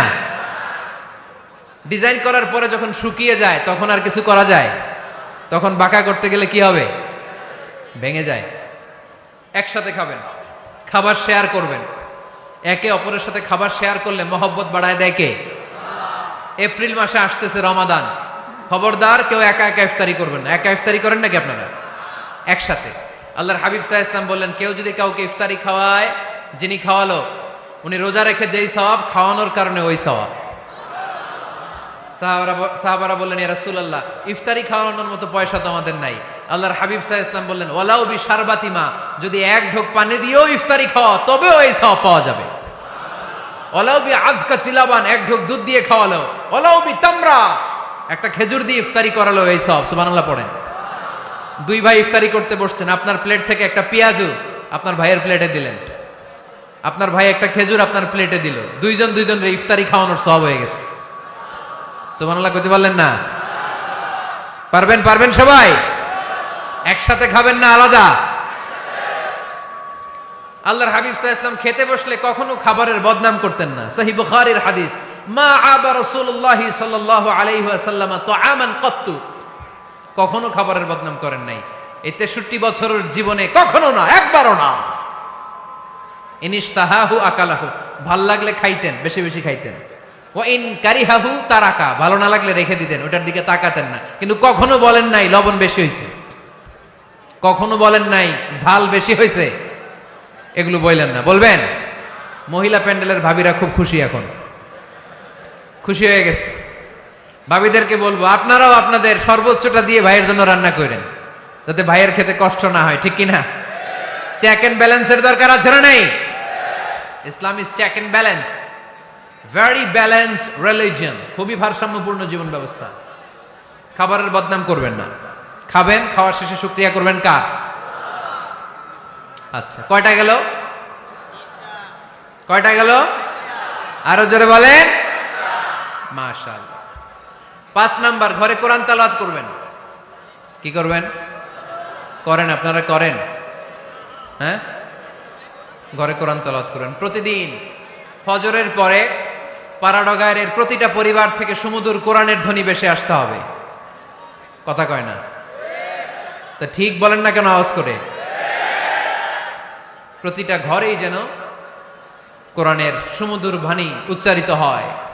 এলাকার মসজিদের মক্তবগুলোতে হুজুর কোরআন পড়ায়, আছে এটা না? আমরা ছোটবেলা কিন্তু যাইতাম, আমি যাইতাম শাহিদ আমি মসজিদে, ওইখানে যে আমি কোরআন শিখছি। তো মসজিদগুলোতে আপনারা এই মক্তবের সিস্টেমটা চালু রাখবেন, প্রতিদিন সকালে কোরআন পড়বেন। কোরআন যেটা মুখস্থ করবেন স্ত্রীকে শোনাবেন, স্ত্রী আপনাকে শোনাবে। প্রতি মাসের জন্য একটা সূরা নির্ধারণ করেন। কোনটা? একটা। এক মাসে একটা ছোট্ট সূরা মুখস্থ করা যাবে না? ধরেন সূরাতুত তিন, ওয়াত-তিনি ওয়াজ-জাইতুন, এটা এক মাসে মুখস্থ করা যাবে না? যাবে। আজকে জানুয়ারি মাসের কত তারিখ? 6। আজকে রাতেই আপনাদের ফ্যামিলি মিটিং এটা সিদ্ধান্ত নেবেন যে এই মাসের জন্য সবাই মিলে কোন সূরাটা পড়বেন। মুখস্থ করতে হবে, অর্থও জানতে হবে। আমার ফ্যামিলিতে এই মাসে চলতেছে সূরাতুদ দুহা। আমার ছোট মেয়েটা মুখস্থ করতেছে, একটা করে মুখস্থ করে আর শোনায়, আমিও ওরে শোনাই। আমার স্ত্রী আমাকে শোনায়, আমি আমার স্ত্রীকে শোনাই। পাড়াডগরের প্রত্যেকটা ঘরে এই প্র্যাকটিসের দরকার আছে না নাই? প্রতি মাসে কয় সূরা? তাহলে এক বছরে কয় সূরা? 12টা। পুরো পাড়াডগর হাফেজ হয়ে যাবে কয়েক বছরের ব্যবধানে। পারা যাবে মুসলমান? আল্লাহর হাবিব সাল্লাল্লাহু আলাইহি ওয়াসাল্লাম আম্মা জান আয়েশা রাদিয়াল্লাহু তাআলা আনহুর কোলের মধ্যে মাথা রেখে কোরআন তেলাওয়াত করতেন। সুবহানাল্লাহ পড়বেন না? কানা রাসূলুল্লাহ সাল্লাল্লাহু আলাইহি ওয়াসাল্লাম ইয়াকরাউল কোরআন ওয়া রাসুহু ফি হাজরি ওয়া আনা হায়েদ। আম্মা জান আয়েশা বলেন, আমার যখন মাসিক চলতো, আমার মেনস্ট্রুয়েশনাল পিরিয়ড চলাকালীন সময়ে আল্লাহর নবী আমার কোলে মাথা রেখে রেখে কোরআন তেলাওয়াত করে আমারে শোনাতেন। এজন্য স্ত্রীর কোলে মাথা রেখে কোরআন তেলাওয়াত করা সুন্নাত। স্ত্রীর কোলে মাথা রেখে কোরআন তেলাওয়াত করা করেন তো? স্ত্রীর কোলে মাথা রেখে কোরআন তেলাওয়াত করছেন কে কে দেখি? ওই যে সাহস আছে কয়েকজনের, হাত তুলে ফেলছে। মাশাআল্লাহ, মাশাআল্লাহ। হ্যাঁ, স্ত্রীর কোলে মাথা রেখে কোরআন তেলাওয়াত করুন, এটা সুন্নাহ। ঘরে কোরআন তেলাওয়াত করুন। জিন, ভূত, ব্ল্যাক ম্যাজিক, জাদু টোনা, বানমারা সবগুলারে নিঃশেষ করে দিবে কে? এজন্য আল্লাহর হাবিব সাল্লাল্লাহু আলাইহি ওয়াসাল্লাম বলতেন, সহিহ মুসলিমের বর্ণনা, লা তাজআলু বুয়ুতাকুম মাকাবিরা, তোমরা তোমাদের ঘরগুলোরে কবর বানিয়ে রেখো না। ফা ইন্নাল লা তাজআলু বুয়ুতাকুম মাকাবিরা, তোমরা তোমাদের ঘরগুলোরে কবর বানিয়ে রেখো না। ফা ইন্নাশ শাইতানা ইয়ানফিরু মিনাল বাইতিল্লাযী তুকরাউ ফীহি সূরাতুল বাকারা, যেই ঘরে সূরাতুল বাকারা তেলাওয়াত হয় ওই ঘর থেকে শয়তানগুলো দৌড়ে পালায়। সূরা বাকারা তেলাওয়াত করলে ওই ঘরে শয়তান ঢুকে ঢুকে ঢুকে। সহিহ মুসলিমের আরেক হাদিসে আল্লাহ রাসূল সাল্লাল্লাহু আলাইহি ওয়াসাল্লাম বললেন, ইকরাউ সূরাতাল বাকারা, তোমরা বেশি বেশি সূরা বাকারা পড়ো। ফা ইন্না আখযাহা বারাকা, যে সূরা বাকারা পড়ে তার ঘরটা বরকত দিয়ে ভরে দেয় কে? ওয়া তারকাহু হাসারা, যে বাকারা পড়ে না ও আফসোস করে। ওয়ালা ইস্তাতিউহাল বাতালা, যে ঘরে সূরা বাকারার তেলাওয়াত হয় ওই ঘরে কোনো জাদু টোনা ব্ল্যাক ম্যাজিক কাজ করে না। চিল্লায় পড়েন আল্লাহু আকবার। বাড়ি উদ্বোধনের সময় নিজেই সূরা বাকারা দিয়ে বাড়ি উদ্বোধন করবেন, পারা যাবে? নতুন ফ্ল্যাট উদ্বোধন হয় না, নতুন বাড়ি উদ্বোধন হয় না, ইমাম সাহেব হুজুর যখন দোয়া করতে আসবে হুজুরে বলবেন, হুজুর একটু সূরা বাকারা তেলাওয়াত করেন, পারা যাবে? নিজেও সূরা বাকারা তেলাওয়াত করবেন। ঘরটারে সেফটি দিয়ে প্রোটেকশন দিয়ে রাখবে কে? তাহলে 5 নাম্বার পদ্ধতি হচ্ছে ঘরে কোরআন তেলাওয়াত করতে হবে। কোরআনের সুমধুর আওয়াজ যে ঘরে থাকে ওই ঘরটারে শান্তি দিয়ে ভরপুর করে কে? কয়টা শুনলেন? 5টাই থাক নাকি? হ্যাঁ, কষ্ট হচ্ছে না? আরো শুনবেন? কয় মিনিট?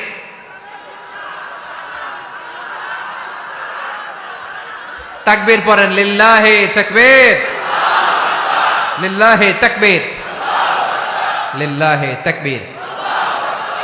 6 নাম্বার। কয় নাম্বার? এরা শুনতেছে না মনে হয়। হ্যাঁ, ঠিক আছে।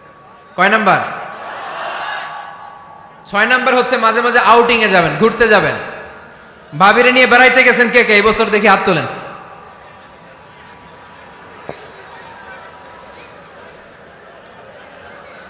হাত নামান। এই ওয়াজ শোনার পরে এই বছর যাবেন কারা কারা? হাত তোলেন। এই বাচ্চারা তোমরা হাত তোলো কেন? তোমরা বিয়ে করছো নাকি? বুঝা না বুঝা হাত তোলে খালি।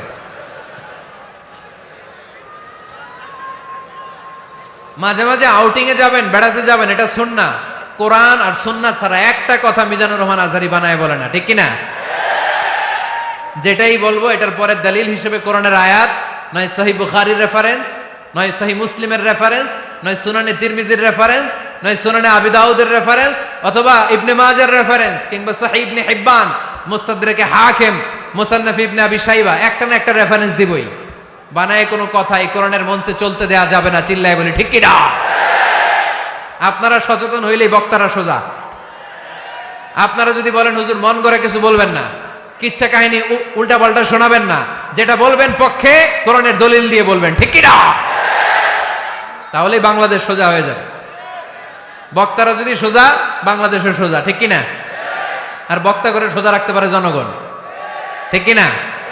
কোরআন সুন্নাহর বাইরে আজগবি কোনো কথা আমরা শুনতে চাই। আউটিং এ যাবেন, আউটিং, ফ্যামিলি ট্যুরে যাবেন, দলিল দিচ্ছি দাঁড়ান। ফ্যামিলি ট্যুর, সবচেয়ে ভালো ফ্যামিলি ট্যুর হচ্ছে উমরা ট্যুর। কিসের ট্যুর? যদি সামর্থ্য থাকে মাঝে মাঝে উমরায় যান। উমরায় গেলে আপনার অর্থনৈতিক অবস্থাকে সচ্ছল করে দিবে কে? নতুন বিয়ে করেছো, হাজব্যান্ড ওয়াইফ, আপনাদের হানিমুনটা মক্কায় করে আসেন, বরকত দিবে কে? তাহলে জীবনটা শুরুই হবে আল্লাহকে সেজদে দেওয়ার মধ্য দিয়ে। আওয়াজ করে বলতে হবে, ঠিক কিনা? শ্বশুর মশাই জামাইরে গিফট দিতে চান, উমরার প্যাকেজ গিফট দিবেন আজকে থেকে। পারা যাবে? ওই যে পোলাপাইন খুশি হাততালি দেয়।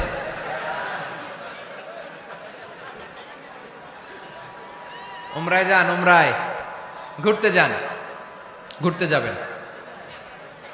ঘুরলে ঘুরলে পৃথিবী দেখা যায়, দৃষ্টিভঙ্গি পরিবর্তন হয়, ব্রড মাইন্ডেড হয় মানুষের মন, চিন্তার দিগন্ত হয় প্রসারিত, ন্যারো মাইন্ডেড থাকে না লোকজন। এজন্য মাঝে মাঝে ঘুরবেন।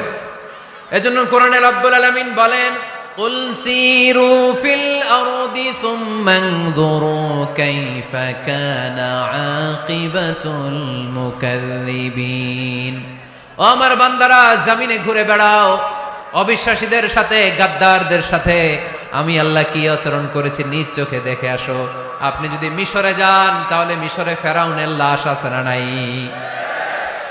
কারুনের বাড়ি আছে না নাই? আপনি যদি জর্ডানে যান, ওখানে ডেড সি, মৃত সাগর, আবার ধাক্কাধাক্কি। হ্যাঁ,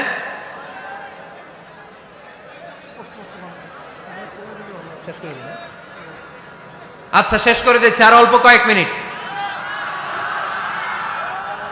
এখানে আবেগ আবেগ দেখানো চলবে না, কারণ আপনারা তো আরামে বসে আছেন। এই যে এইদিকে 1 ঘন্টার উপরে আলোচনা হয়ে গেল আমার, 1 ঘন্টা 10 মিনিটের মতো এরা দাঁড়ায় আছে। কতক্ষণ দাঁড়ায় থাকতে পারবেন ধাক্কাধাক্কির মধ্যে? এখনই শেষ করে দিচ্ছি, এখনই। বসুন বসুন বসুন বসুন। আওয়াজ যদি বন্ধ হয় আমি আরো কয়েক মিনিট বলবো। আওয়াজ যদি চলতে থাকে বলা যাবে না। এখনই মোনাজাত হবে, এখনই। এই তো মাশাআল্লাহ, আওয়াজ নাই। শোনেন দলিল কি? স্ত্রীকে নিয়ে যে বেড়াতে যাবেন, দলিল সহিহ বুখারীর হাদিস, ইদা আরাদা রাসূলুল্লাহ সাল্লাল্লাহু আলাইহি ওয়াসাল্লাম সাফারান আকরা বাইনা আজওয়াজি, আকরা বাইনা আজওয়াজি ফাআইয়াতুহুন্না খারাজা ইসমুহা খারাজা বিহা। আল্লাহর হাবিব সাল্লাল্লাহু আলাইহি ওয়াসাল্লাম যখন সফরে বেরোতেন, 11 জন স্ত্রীর নাম লিখে তিনি লটারি করতেন। লটারিতে যার নাম আসতো তাকে নিয়ে বিশ্বনবী সফরে চলে যেতেন। সুবহানাল্লাহ, এত আসতে। আল্লাহর হাবিব সাল্লাল্লাহু আলাইহি ওয়াসাল্লামের 11 জন স্ত্রী ছিল, সবাইরে নিয়ে তো আর যাওয়া যাবে না, লটারি জায়েজ। 11 জনের নাম লিখে, এটাকে আরবিতে বলে, বুখারীর ভাষায় কুরআ। আরবিতে কি বলে? কুরআ। ইদা আরাদা, আম্মা জান আয়েশার বর্ণনা, সহিহ বুখারীর হাদিস, ইদা আরাদা রাসূলুল্লাহ সাল্লাল্লাহু আলাইহি ওয়াসাল্লাম সাফারান আকরা বাইনা আজওয়াজিহি ফাআইয়াতুহুন্না খারাজা সাহমুহা খারাজা বিহা। 11 জন স্ত্রীর নাম লিখে তিনি লটারি করতেন, লটারিতে যার নাম আসতো তাকে নিয়ে বিশ্বনবী সফর করতে চলে যেতেন। সুবহানাল্লাহ। সফরের মধ্যে রাত্রিবেলায় বিশ্বনবী মরুভূমিতে তাঁবু টাঙাতেন, আম্মা জান আয়েশার সাথে বিনোদনমূলক কার্যক্রম করতেন, হাসি ঠাট্টা করতেন, দৌড়াদৌড়ি করতেন, খেলাধুলা করতেন। সুবহানাল্লাহ পড়েন। দৌড়াদৌড়ি। বিয়ের শুরুর দিকে আল্লাহ রাসূল সাল্লাল্লাহু আলাইহি ওয়াসাল্লাম বললেন, আয়েশা চলো রাতে আমরা একটু দৌড়াই। ওই যে খেজুর গাছ দেখা যায়, কে কার আগে দৌড়াতে পারে দেখি। দুইজনে দৌড় দিলেন। আল্লাহর হাবিব সাল্লাল্লাহু আলাইহি ওয়াসাল্লাম ইচ্ছা করে আস্তে দৌড় দিলেন যাতে আম্মাজান আয়েশা রাদিয়াল্লাহু তাআলা আনহা ফার্স্ট হয়ে যায়। আম্মাজান আয়েশা রাদিয়াল্লাহু তাআলা আনহা দৌড়ে যে খেজুর গাছ ধরে বললেন আমি ফার্স্ট, খুশি হয়ে গেলেন। আবার কয়েক বছর পরে আবার যখন লটারিতে আম্মাজান আয়েশার নাম আসলো, আবার এক রাতে দুইজনে দৌড় দিলেন। এবার আর বিশ্বনবী আম্মাজান আয়েশা রাদিয়াল্লাহু তাআলা আনহাকে সুযোগ দেন নাই, নিজে জোরসে দৌড় দিলেন, বললেন চলো আজকে রাতে দেখি কে কার আগে দৌড়ে ওই পিলার ধরতে পারে। বিশ্বনবীও দৌড়, আম্মাজান আয়েশাও দৌড়। এবার বিশ্বনবী জোরসে দৌড় দিয়ে খেজুর গাছ ধরে বললেন আমি ফার্স্ট। সুবহানাল্লাহ কইবেন না? আম্মাজান আয়েশা রাগ করে ফেললেন, আজকে আর জিততে পারে নাই। বিষ্ণু ইসলাম আম্মাজান আয়েশার কাছে যেয়ে বললেন, ইয়া হুমায়রা, ও আমার সুন্দরী লাল টুকটুকে বউ, হাদিহি সাবকাতু বিতিল, ওই যে 7 বছর আগে একবার রাতের দৌড়াদৌড়িতে আমারে হারাইছিলা, আজকে তোমারে হারাই দিয়ে ওটা শোধ নিয়ে নিলাম।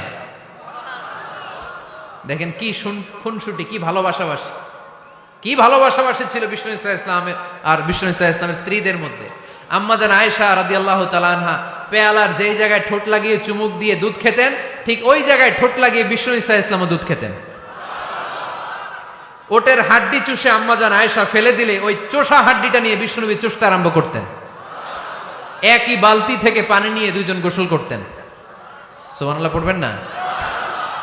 তাহলে ফ্যামিলিতে পরিবারে সুখ শান্তি আনার 6 নাম্বার টিপস হলো বেড়াতে যাবেন, যেমনটা আল্লাহ রাসূল সাল্লাল্লাহু আলাইহি ওয়াসাল্লাম স্ত্রীদেরকে নিয়ে বেড়াতে যেতেন। রাজি আছেন তো সবাই? কই যাবেন? কক্সবাজার, জাফলং, সিঙ্গাপুর, কই যাবেন? মক্কা, মদিনা। নিয়তে বরকত আছে না নাই? আল্লাহ তুমি কবুল করো। 6 নাম্বার ফর্মুলা, গুরুত্বপূর্ণ বিষয়ে সিদ্ধান্ত নিতে পারিবারিক বৈঠক করুন। Family meeting. কি মিটিং করেননি? না নিজের ইচ্ছা মতো সব সিদ্ধান্ত? ওয়াশাবিরহুম ফিল আমর ফাইদা আযামতা ফাতাওয়াক্কাল আলাল্লাহ। মুশাওয়ারা করো, পরামর্শে বরকত আছে না নাই? অনেক বরকত, অনেক। আল্লাহর হাবিব সাল্লাল্লাহু আলাইহি ওয়াসাল্লাম পরামর্শ করতেন। অনেক লম্বা লম্বা হাদিস আছে, এগুলো বললে অনেক রাত হয়ে যাবে, আমি ওদিকে আর গেলাম না। পরামর্শ করবেন। 8 নাম্বার 7 নাম্বার ছিল কি করবেন? স্ত্রীর পরামর্শের গুরুত্ব আছে। আল্লাহর হাবিব সাল্লাল্লাহু আলাইহি ওয়াসাল্লাম নিজেও অনেক জায়গায় স্ত্রীর পরামর্শে বেঁচে গিয়েছেন। বিষ্ণু সাল্লাল্লাহু আলাইহি ওয়াসাল্লামের মাথায় বুদ্ধি আসতেছে না, আম্মাজান উম্মে সালামা রাদিয়াল্লাহু তাআলা আনহা হুদাইবিয়া সন্ধির সময় বুদ্ধি দিলেন, ওই বুদ্ধিতে কাজ করার সাথে সাথে প্রবলেম সলভড। মনে করেন না যে ওনাদের মাথায় বুদ্ধি নাই, অনেক চিকন বুদ্ধি আছে, কাজে লাগাবেন, মাঝে মাঝে নিবেন।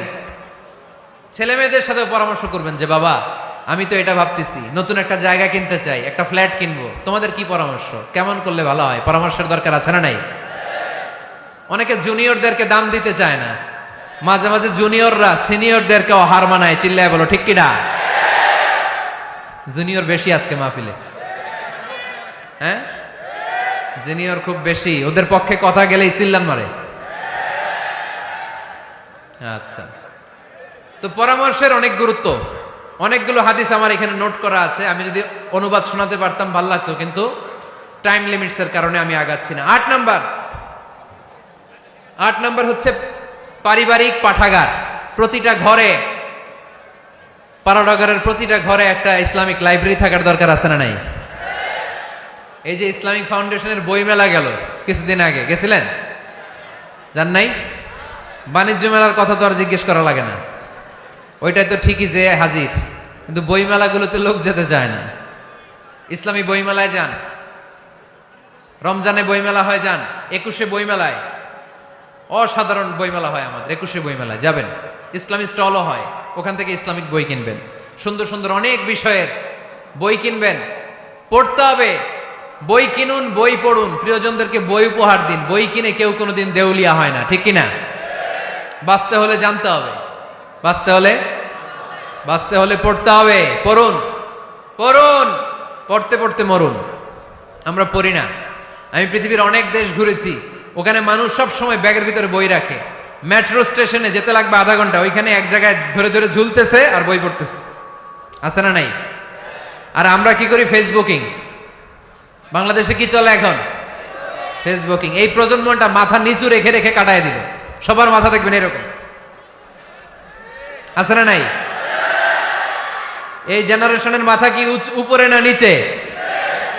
এই যে এমনি এমনি খালি টিপতেছে, মাথা নিচু করে এই প্রজন্ম কাটাই দিল ওদের জীবন। না, মাথা উঁচু করে দাঁড়াতে হবে, ঠিক কিনা?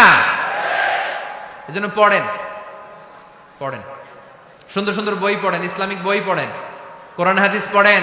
ফ্যামিলির ভিতরে শান্তি দিবে কে? মুসলমান না পড়ে বেঁচে থাকতে পারে? সব সময় পড়তে হয়। এজন্য সুস্থ থাকলে পড়ুন, অসুস্থ অবস্থায় পড়ুন, শীতকালে পড়ুন, গ্রীষ্মকালে পড়ুন। মারা যাচ্ছেন, মরার সময় পড়েন, পড়তে পড়তে মরেন। অমিয়া, মরার সময় পড়ার দরকার আছে না নাই? মরার সময় আমরা পড়ি লা ইলাহা মুহাম্মাদুর। দেখেন কি ধর্ম আমাদের, মরার সময় পড়ার ছান নাই। কথা বুঝতে পেরেছেন? এজন্য পড়ার কোনো বিকল্প নাই, কারণ এই কোরআন শুরু হয়েছে পড়া দিয়ে। কোরআনের প্রথম শব্দ কি? সবাই বলেন। কোরআনের প্রথমে আল্লাহ নাজিল করলেন ইকরা বিসমি রাব্বিকাল্লাযী খালাক খালাকাল ইনসানা মিন আলাক ইকরা ওয়া রাব্বুকাল আকরাম আল্লাযী আল্লামা বিল কলম আল্লামাল ইনসানা মা লাম ইয়ালাম। পড়েন সুবহানাল্লাহ। আল কোরআনের প্রথম বাণী পড়ো, আল হাদিসে নবীর কথা পড়ো, পড়ে পড়ে শেখো, শিখে শিখে তুমি তোমার নিজের জীবন গড়ো, ঠিক কি না? তাহলে বাসায় বাসায় পাঠাগার করবেন তো আপনারা? ইনশাল্লাহ পড়েন। 9 নাম্বার, আর 2 মিনিট। 9 নাম্বার টিপস ঘরে সুখ শান্তি আনার, ঘরে সবাই সবাইকে ভালোবাসুন, সবাই সবাইকে গিফট করুন। আল্লাহর হাবিব সাল্লাল্লাহু আলাইহি ওয়াসাল্লাম বলেছেন তাহা দাও তাহাব্বু, একে অপরকে হাদিয়া দাও, ভালোবাসা বাড়ায় দিবে কে? পারবেন না হাদিয়া দিতে? বাবা ছেলেরা হাদিয়া দেন, ছেলে বাবারে হাদিয়া দেন। খুব দামি হওয়া লাগবে, আইফোন XS Max এটা লাগবে এমন কোনো কথা না। একটা কলম কিনে দেন হাদিয়া, একটা বই কিনে দেন হাদিয়া, ঠিক কিনা? স্ত্রীকে ফুল কিনে দেন, পারা যাবে না? হাদিয়া। ভালোবাসা বাড়ায় দিবে কে? পরিবারের সবাই সবাইকে সম্মান করতে শিখুন, দোষ চর্চা না করে ভালো দিকগুলো সামনে নিয়ে আসুন। আমাদের ফ্যামিলিতে সবচেয়ে বড় সমস্যা হচ্ছে বৌমা আর শাশুড়ির মধ্যে ঝগড়া। আলহামদুলিল্লাহ আমাদের পাড়াডগের এই সমস্যা নাই। হ্যাঁ, আমি বাঁচায় দেওয়ার জন্য বললাম নাই, কয় আছে। আমার একটা পেজ আছে, ফেসবুক পেজ, এটার নাম আমার নামেই, মিজানুর রহমান আজসারী। যদিও অনেক ভুয়া পেজ আছে আমার নামে, শত শত হাজার হাজার ছিল আগে। এখন ফেসবুক অথরিটি আমার এটাকে ভেরিফাই করেছে। ডান দিকে একটা ব্লু ব্যাজ আছে, ব্লু ব্যাজ ভেরিফিকেশন। তো এখান থেকে প্রশ্ন নিয়ে আগে মাঝে মাঝে প্রশ্নের উত্তর করতাম। প্রতিদিন হাজার হাজার প্রশ্ন আসে, তো এখন আসলে সম্ভব হয় না এগুলোর উত্তর করার। বেশিরভাগ প্রশ্ন শাশুড়ি বৌমা, শাশুড়ি বৌমার দ্বন্দ্ব। আহা, এগুলো পড়তে পারি না আমি। আবার দুঃখজনক জিনিস পড়লে এগুলো ফিল করি, ফিল করলে কষ্টে বুকটা ভরে যায়। পড়লে কষ্ট হয়, এগুলো অনেক কষ্ট হয়। শাশুড়ি বউরে কষ্ট দেয়, আবার অনেক শাশুড়ি লেখে হুজুর বউ আমারে কষ্ট দেয়। আহা,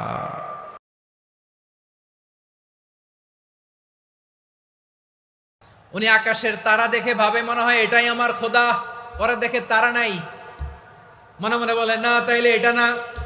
আবার চাঁদ দেখে বলে চাঁদটা বড় মায়া লাগে, মনে হয় এটাই আমার রব। পরে দেখে চাঁদও নাই, কয় না এটা না। এরপরে দ্বিপ্রহরের জলজলে সূর্যটা খা খা করে গোটা পৃথিবীটারে রৌদ্র দিয়ে তাতিয়ে রাখে। তিনি ভাবলেন মনে হয় এটাই আমার রব, কারণ এটাই তো সবচেয়ে বড়। কিন্তু বিকেল বেলা ওই সূর্যটাও যখন চলে যায়, সাইয়েদনা ইব্রাহিম বলে না এটাও তো নাই, আমার খোদা যদি আমারে ছেড়ে চলে যায়, বিপদে পড়লে আমারে উদ্ধার করবে কে? এভাবে নিজের সাথে অ্যানালজি, সেলফ কনভারসেশন করতে করতে করতে তিনি মহা সত্যের সন্ধান পেয়েছেন। সুবহানাল্লাহ পড়েন। সব শেষে তিনি ডিসিশন নিয়ে ঘোষণা দিলেন, ইন্নী ওয়াজ্জাহাতু ওয়াজহিয়া লিল্লাযী ফাতারাস সামাওয়াতি ওয়াল আরদা হানিফান ওয়া মা আনা মিনাল মুশরিকিন। নিশ্চয় আমি এমন সত্তার দিকে মনোনিবেশ করলাম মুখাপেক্ষী হলাম যিনি আকাশ বানিয়েছেন, জমিন বানিয়েছেন, আমি মুশরিক নই। সুবহানাল্লাহ। পারতেন, আপনি পারতেন? কেউ নাই, লক্ষ লক্ষ মুশরিক, আপনি একা। ওনার মতো এরকম বিচক্ষণতা দিয়ে আল্লাহরে খুঁজে পাইতে পারতেন আপনি? কি নবী ছিল, আল্লাহকে খুঁজে পেয়েছে। যখন আল্লাহর ইবাদত শুরু করলো, এই কথা ছড়ায় পড়লো চারদিকে। নমরুদ সাইয়েদনা ইব্রাহিমকে ডেকে পাঠালেন। নমরুদ বলে, ইব্রাহিম, তুমি নাকি মূর্তির পূজা না করে কোন নতুন রবের ইবাদত করো, কে তোমার রব? সাইয়েদনা ইব্রাহিম বললেন, রব্বি আল্লাযী ইউহয়ী ওয়া ইউমীত, আমি এমন রবের ইবাদত করি যিনি জীবন দেন, যিনি মৃত্যু দেন। নমরুদ বলে, তাই নাকি? তোমার রব জীবন দেয়, মৃত্যু দেয়, আর এটা তো আমি দেই। আমিও তো জীবন দেই, আমিও তো মৃত্যু দেই। সাইয়েদনা ইব্রাহিম বললেন, কেমন করে তুমি জীবন দাও, মৃত্যু দাও, একটু দেখাও তো। নমরুদ জেলখানা থেকে দুজন কয়েদিকে ডেকে আনলো। কয়েদি এনে অর্ডার করলো, একটাকে এখনই শিরোচ্ছেদ, হেড অফ, ডেথ পেনাল্টি, মৃত্যুদণ্ড দেয়া হলো। ফিনকি দিয়ে রক্ত বেরোলো। নমরুদ বলে, দেখো, দুজনকে ধরে আনলাম, একজন কয়েদিকে দিলাম ডেথ পেনাল্টি, মৃত্যুদণ্ড, ওরে মৃত্যু দিলাম। আরেকজন যে দাঁড়িয়ে আছে, চাইলে ওরেও আমি মৃত্যুদণ্ড দিতে পারি, কিন্তু না, ওরে আমি দিব না, ওরে আমি বাঁচাইয়া দিলাম, ছেড়ে দিলাম, মানে জীবন দিলাম। দেখো ইব্রাহিম, তোমার চোখের সামনে একজনরে মৃত্যু দিলাম, আর একজনরে জীবন দিলাম। আপাত দৃষ্টিতে তাই তো, একজনরে তো জীবন দিল, আরেকজনরে মৃত্যু দিল। সাইয়েদনা ইব্রাহিম এবার বিপাকে পড়ে গেলেন। কিন্তু এক একজন নবীকে আল্লাহ এমন উইজডম, বিচক্ষণতা দিয়ে এই জমিনে পাঠিয়েছেন। মুহূর্তের মধ্যে আল্লাহর খলিল ইব্রাহিম বললেন, ফাইন্নাল্লাহা ইয়াতি বিশ-শামসি মিনাল মাশরিকি ফাতি বিহা মিনাল মাগরিব ফাবুহিতাল্লাযী কাফার। আল্লাহর খলিল ইব্রাহিম বললেন, নমরুদ, বুঝলাম তুমি জীবন দাও, মৃত্যু দাও, দেখলাম, কিন্তু আমার রব, আমার আল্লাহ প্রতিদিন সকালবেলা উষা লগ্নে ওই পূর্ব দিগন্ত থেকে সূর্যটাকে উদিত করেন, সাঁঝের বেলা, বিকেল বেলা, কুথুরি লগ্নে, সন্ধ্যা বেলা ওই দ্বিপ্রহরের জল জলে সূর্যটাকে পশ্চিম দিগন্তে ডুবিয়ে দেন। মানে সকালবেলা পূর্ব দিক থেকে উদিত করা সূর্যটাকে পশ্চিম দিকে বিকেলে তিনি ডুবিয়ে দেন। তুমি যদি পারো ওই সূর্যটাকে পশ্চিম দিক থেকে উদিত করে পূর্ব দিকে ডুবিয়ে দাও। সুবহানাল্লাহ পড়বেন না? দেখেন, ইনস্ট্যান্ট ইন্টেলেক্ট, মুহূর্তে বিচক্ষণতা, উইজডম কাকে বলে? নমরুদ পারবে? নমরুদের বাপ পারবে? ওর দাদা, ওর 14 গোষ্ঠী, গোটা বিশ্বের সব ক্ষমতাধর রাষ্ট্রনায়করা একসাথে হলে পারবে? ফাবুহিতাল্লাযী কাফার পারে নাই, ব্যর্থ হয়েছে। এবার তেলে বেগুনে জ্বলে উঠেছে, রেগে মেগে আগুন বলে, ফালকুহু ফিল জাহিম। ওর সাথে তর্ক নাই, না পেরে এবার এটারে আগুনে ফেলা। বিশাল বিশাল গাছ কেটে লাকড়ি এনে আগুনের কুণ্ডলি বানানো হলো, দাও দাও দাও দাও করে আগুন জ্বলে। আল্লাহর খলিল ইব্রাহিমকে আগুনে নিক্ষেপ করা হবে। আল্লাহর খলিল সাইয়েদনা ইব্রাহিমের হাতের মধ্যে রশি দিয়ে টাইট করে বাঁধা হলো, পায়ের মধ্যেও টাইট করে রশি দিয়ে বাঁধা হলো। আল্লাহর খলিল ইব্রাহিমকে আগুনের কুণ্ডলির মধ্যে ফেলা হবে। ওমিয়া, আপনি যে বিপদের কারণে ভয় পান, হতাশ হন, এটা কোনো বিপদ ওনার বিপদের সামনে? পটুয়াখালী আওয়াজ করে বলুন, সাইয়েদনা খলিল ইব্রাহিমের বিপদের সামনে আমাদের বিপদগুলো কোনো বিপদ? এটা কোনো বিপদই না, এটা কোনো বিপদই না। হাত পা বেঁধে টাইট করে নিক্ষেপ করা হবে, সিম্পলি ফেলা যাবে না, কারণ দাও দাও করে দ্য ব্লেজিং ফায়ার, এমন আগুনের কুণ্ডলি, কাছে যাওয়া যায় না, আগুনের উত্তাপে নিক্ষেপ করা হবে। হাতে রশি বেঁধে, পায়ে রশি বেঁধে আল্লাহর খলিল ইব্রাহিম আলাইহিস সালামকে আগুনের মধ্যে নিক্ষেপ করা হবে। আহা, এটার বলে অগ্নি পরীক্ষা। উনি অগ্নি পরীক্ষার সম্মুখীন হয়েছিলেন। এজন্য কঠিন পরীক্ষাকে আমরা অগ্নি পরীক্ষার সাথে তুলনা করি, ঠিক কিনা? সাইয়েদনা জিবরাইল এসে বললেন, ও আল্লাহর খলিল, ওরা তো আপনার হাতও বেঁধে ফেললো, পাও বেঁধে ফেললো, নড়াচড়ার সুযোগ নাই, বলেন আমি জিবরিল ফেরেশতা আপনার জন্য কি করতে পারি? আল্লাহর খলিল ইব্রাহিম বলেন, ও জিবরাইল, তোমার কাছে আমার কোনো চাওয়া পাওয়া নাই। সুবহানাল্লাহ বলেন। তোমার কাছে বলার কিছু নাই, তোমার সাহায্যের আমার দরকার নাই। সাইয়েদনা ইব্রাহিম আলাইহিস সালামকে হাতে পায়ে রশি বেঁধে হাত পা বাঁধা অবস্থায় জ্বলন্ত অগ্নিকুণ্ডে যখন নমরুদের দলবল নিক্ষেপ করবে, আল্লাহর খালিল কিভাবে নিজেকে আল্লাহর কাছে সঁপে দিয়েছেন পটুয়াখালীর ভাইরা খেয়াল করে শুনুন। হাত পা বেঁধে আল্লাহর খালিলকে যখন নিক্ষেপ করা হবে, তিনি মুখ ফুটে বলে ফেললেন, হাসবুনাল্লাহু ওয়া নি'মাল ওয়াকিল। হাসবুনাল্লাহু ওয়া নি'মাল ওয়াকিল, আমার জন্য আল্লাহই যথেষ্ট, আমার জন্য আল্লাহই যথেষ্ট। তিনি আমার সবচেয়ে বড় গার্ডিয়ান, তিনি আমার সবচেয়ে বড় অভিভাবক। জিব্রাইলের সাহায্যে রফারকে ফিরিয়ে দিলেন। দুনিয়ার বুকে কারো কাছে কিছু বলেন নাই, মুখ ফুটে বলেছেন হাসবুনাল্লাহ।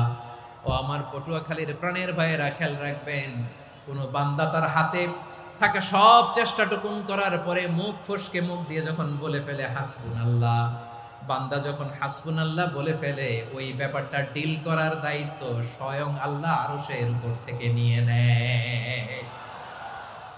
আপনি যখন বলে ফেলবেন হাসবুনাল্লাহ, এটা ডিলিং করবে কে তখন? চিল্লায় বলেন না, তিনি কে? বান্দা তার সাধ্যের সবটুকু চেষ্টার পরে নতজানু হয়ে যখন বলবে হাসবুনাল্লাহ, আল্লাহ তুমি আমার জন্য যথেষ্ট, নি'মাল ওয়াকিল, তুমি আমার শ্রেষ্ঠ অভিভাবক, তখন তার কি দরকার না দরকার এটা ডিল করে স্বয়ং আল্লাহ। নিক্ষেপ করা হলো সাইয়েদনা ইব্রাহিমকে অগ্নিকুণ্ডলিতে। হাজার হাজার মানুষের দৃশ্য দেখার জন্য জড়ো হয়েছে এরকম বিশাল ময়দানে।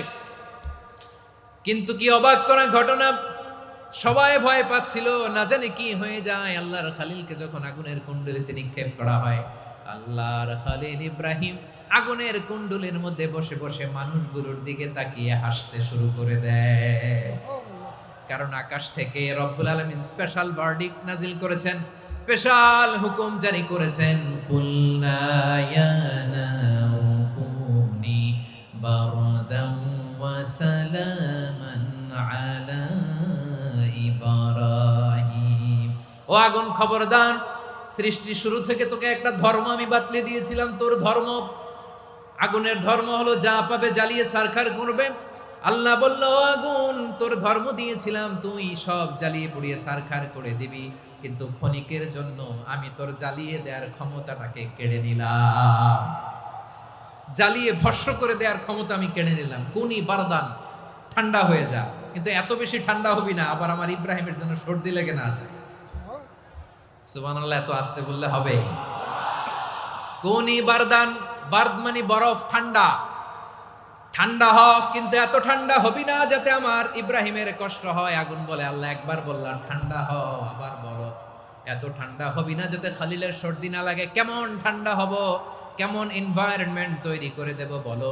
আল্লাহ বললেন, সালামান আলা ইব্রাহিম, আমার খালিল, আমার কলিজা, আমার ইব্রাহিমের জন্য তুই জান্নাতের গুল বাগিচা হয়ে যা।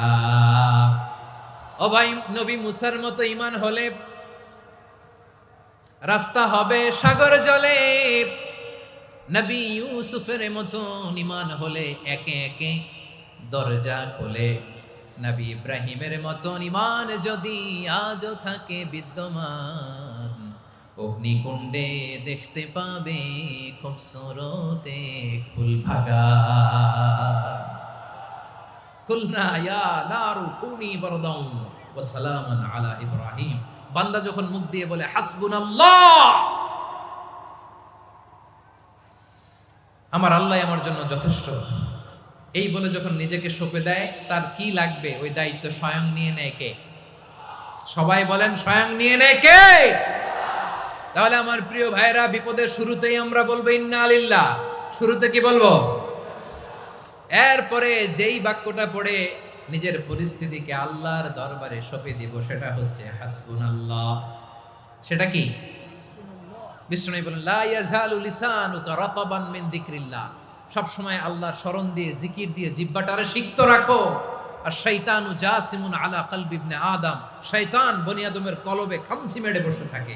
ফাইদা যাকারাল্লাহ খানাসা, মানুষ যখন আল্লাহর স্মরণ করে জিকির করে, শয়তান দৌড়ে পালায়। ওয়া ইদা গাফালা ওয়াসওয়াসা, যখনই বনি আদম গাফেল হয়, তখনই শয়তান তার হৃদয়ে ওয়াসওয়াসা দেয়। এজন্য বিপদে পড়লে ইন্না লিল্লাহ, নিজের সবটুকুন করার পরে নিজের রোল প্লে করার পরে নিজেকে আমরা কি বলে সঁপে দিব? সবাই বলেন, সবাই বলতে হবে, আরো জোরে বলেন, মনে থাকবে? বিপদে পড়লে প্রথমে ইন্না লিল্লাহ, এরপরে নিজেকে যখন সঁপে দিব তখন হাসবুনাল্লাহ। এরপরে কঠিন বিপদে যখন বিশ্বনবী পড়তেন তখন কি করতেন? এমন বিপদ মাঝে মাঝে হয় না, দেয়ালে পিঠ থেকে যায়, চোখে মুখে অন্ধকার, কি করব দিশা খুঁজে পাই না, এরকম হয় কখনো? হ্যাঁ, আপনাদের হয়? হয় না? তো জান্নাতে আছেন আপনারা। হয় হয় এরকম হয়েছে না যে দেয়ালে পিঠ থেকে গেছে, চোখে মুখে অন্ধকার, কই যাব, কি করব, বাঁচানোর কেউ না, এরকম হয়েছে কখনো আপনাদের? যদি হয় তাইলে এটার সলিউশন বলবো, না হইলে তো এগুলো বলে লাভ নাই। হয় হয় হয় বিশ্বনবী এরকম কঠিন বিপদে পড়েছেন জীবনের কিছু কিছু মুহূর্তে। ওই মুহূর্তে বিশ্বনবী স্পেশাল দুইটা দোয়া পড়তেন, এই দোয়াগুলো আপনাদেরকে জানিয়ে দেয়। বিশ্বনবী বলেন, কঠিনতম বিপদে যখন পড়বা, দেয়ালে পিঠ থেকে যায়, চোখে মুখে অন্ধকার, বাঁচার কোনো উপায় নাই, তখন পড়বা লা ইলাহা ইল্লা আনতা সুবহানাকা ইন্নী কুনতু মিনাজ জালিমিন।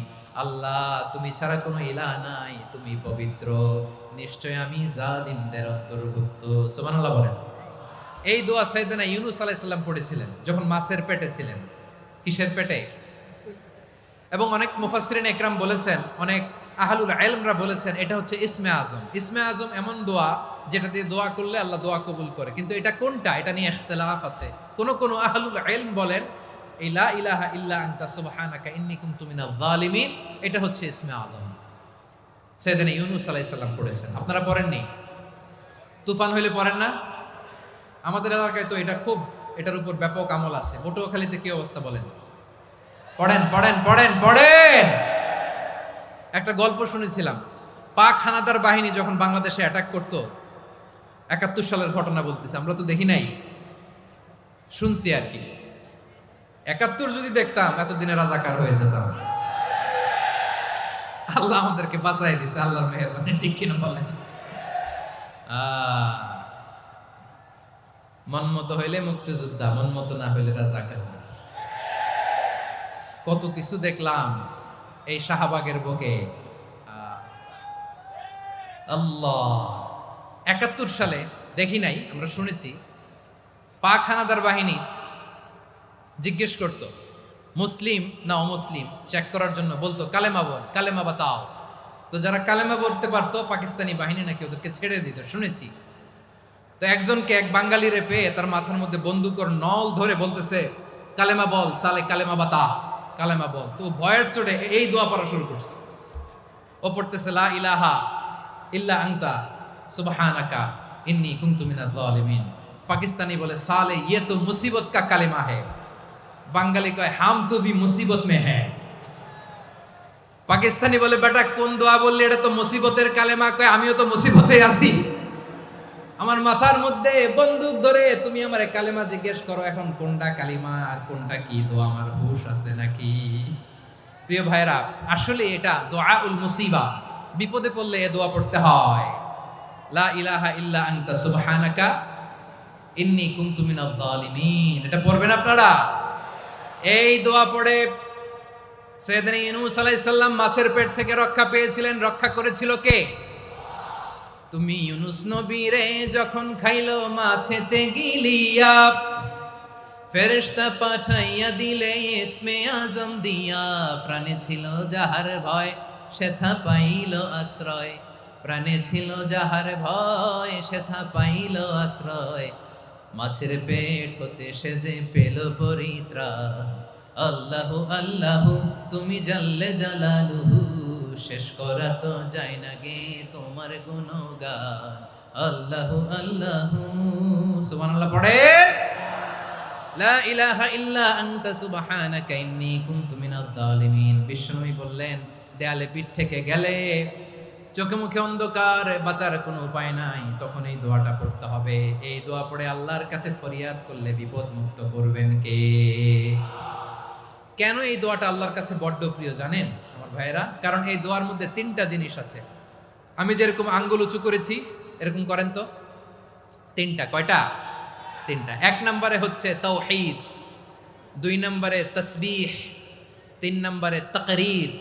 আই রিপিট, আবারও বলছি, এক নম্বরে তাওহীদ, দুই নম্বরে তাসবিহ, তিন নম্বরে তাকরীর। এ দোয়াটা আল্লাহর কাছে এত পছন্দনীয় কারণ এ দোয়ার প্রথম অংশে আছে তাওহীদ, আল্লাহর একত্ববাদের ঘোষণা। লা ইলাহা ইল্লা আনতা, ও আল্লাহ আপনি ছাড়া কোনো ইলাহ নাই, উপাস্য নাই। এ কথা বললে আর আল্লাহ বড্ড খুশি হয়ে যায়, সুবহানাল্লাহ পড়েন। এ দোয়ার দ্বিতীয় অংশে আছে তাসবিহ, মানে আল্লাহর প্রশংসা, প্রশংসা সূচক বাণী। সুবহানাক সুবহানাক সুবহানাক, ও আল্লাহ আমি আপনার পবিত্রতা ঘোষণা করছি, সুবহানাক। এ কথা শুনলেও আল্লাহ খুশি হয়ে যায়, সুবহানাল্লাহ পড়েন। এই দোয়ার তৃতীয় অংশে আছে তাকরীর, তাকরীর মানে পাপের স্বীকৃতি। তাকরীর মানে কি? তাকরীর মানে পাপের স্বীকৃতি। এই দোয়ার তৃতীয় অংশে আছে ইন্নী কুনতু মিনাল যালিমিন, ও আল্লাহ আমি জালিমদের অন্তর্ভুক্ত। আল্লাহ আল্লাহ আমি জালেম, আল্লাহ আমি ভুল করেছি, অন্যায় করেছি, আল্লাহ আমি জালেমদের অন্তর্ভুক্ত। এই পাপের স্বীকৃতি, অ্যাকনোলেজমেন্ট আল্লাহ বড্ড পছন্দ করে। যখন আল্লাহর কাছে আপনি ছোট হবেন, ছোট হতে হতে যত ছোট হবেন ওই দৃশ্যটা দেখতে আল্লাহ বড্ড পছন্দ করে, সুবহানাল্লাহ বলেন। তিন নম্বর অংশ ইন্নী কুনতু মিনাজ জালিমিন, আল্লাহ আমি জালেমদের অন্তর্ভুক্ত।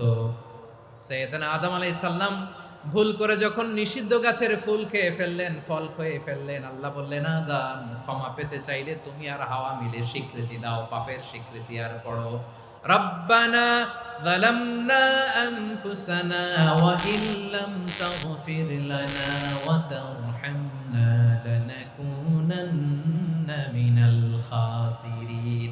ও আল্লাহ আমি আদম আর হাওয়া যালামনা আনফুসানা, আমরা আমাদের নফসের উপর বড্ড জুলুম করেছি।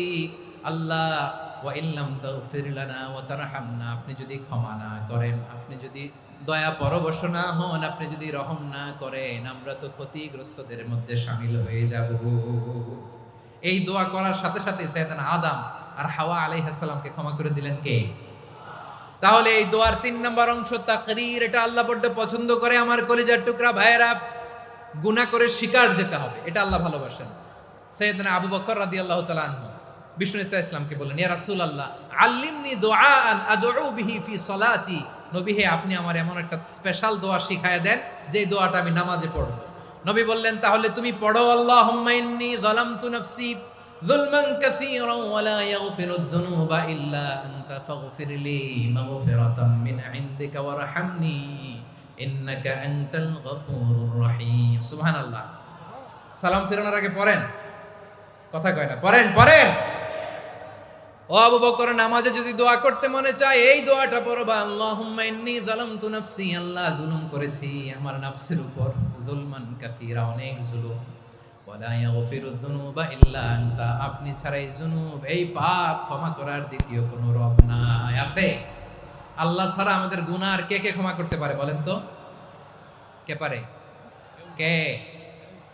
এজন্য আল্লাহরে বলবেন, আল্লাহ আমি ছাড়া তোমার গোলামের অভাব নাই, ও আমার রব আমি ছাড়া এই জমিনের বুকে তোমার গোলামের অভাব নাই, কিন্তু তুমি ছাড়া তো আমার দ্বিতীয় কোনো রব নাই। পারবেন বলতে? পারবেন?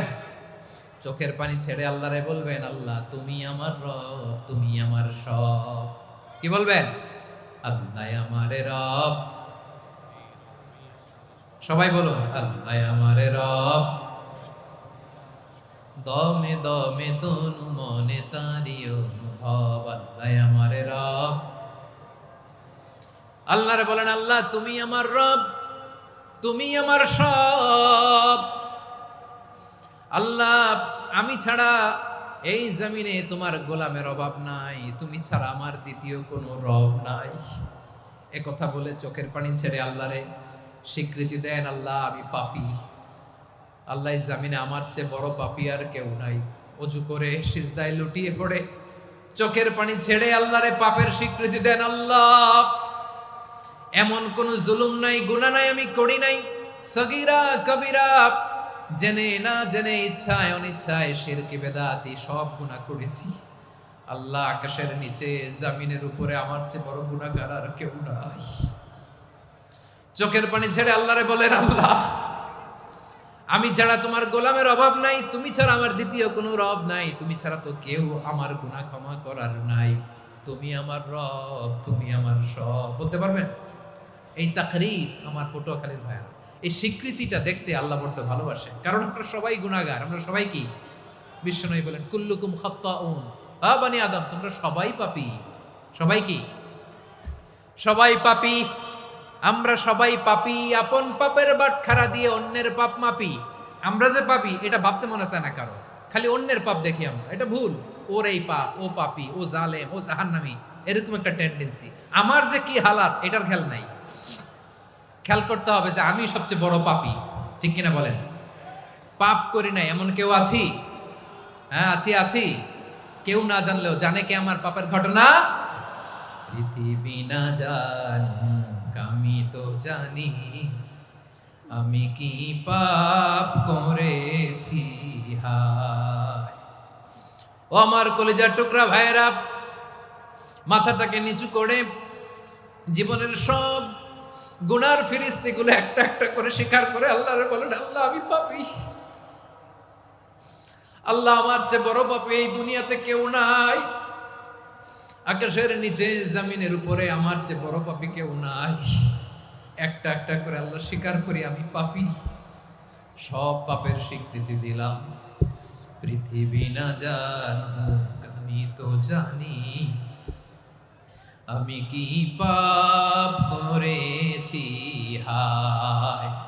আমার পাপের করলে বিচার, বাঁচার আমার নাই উপায়।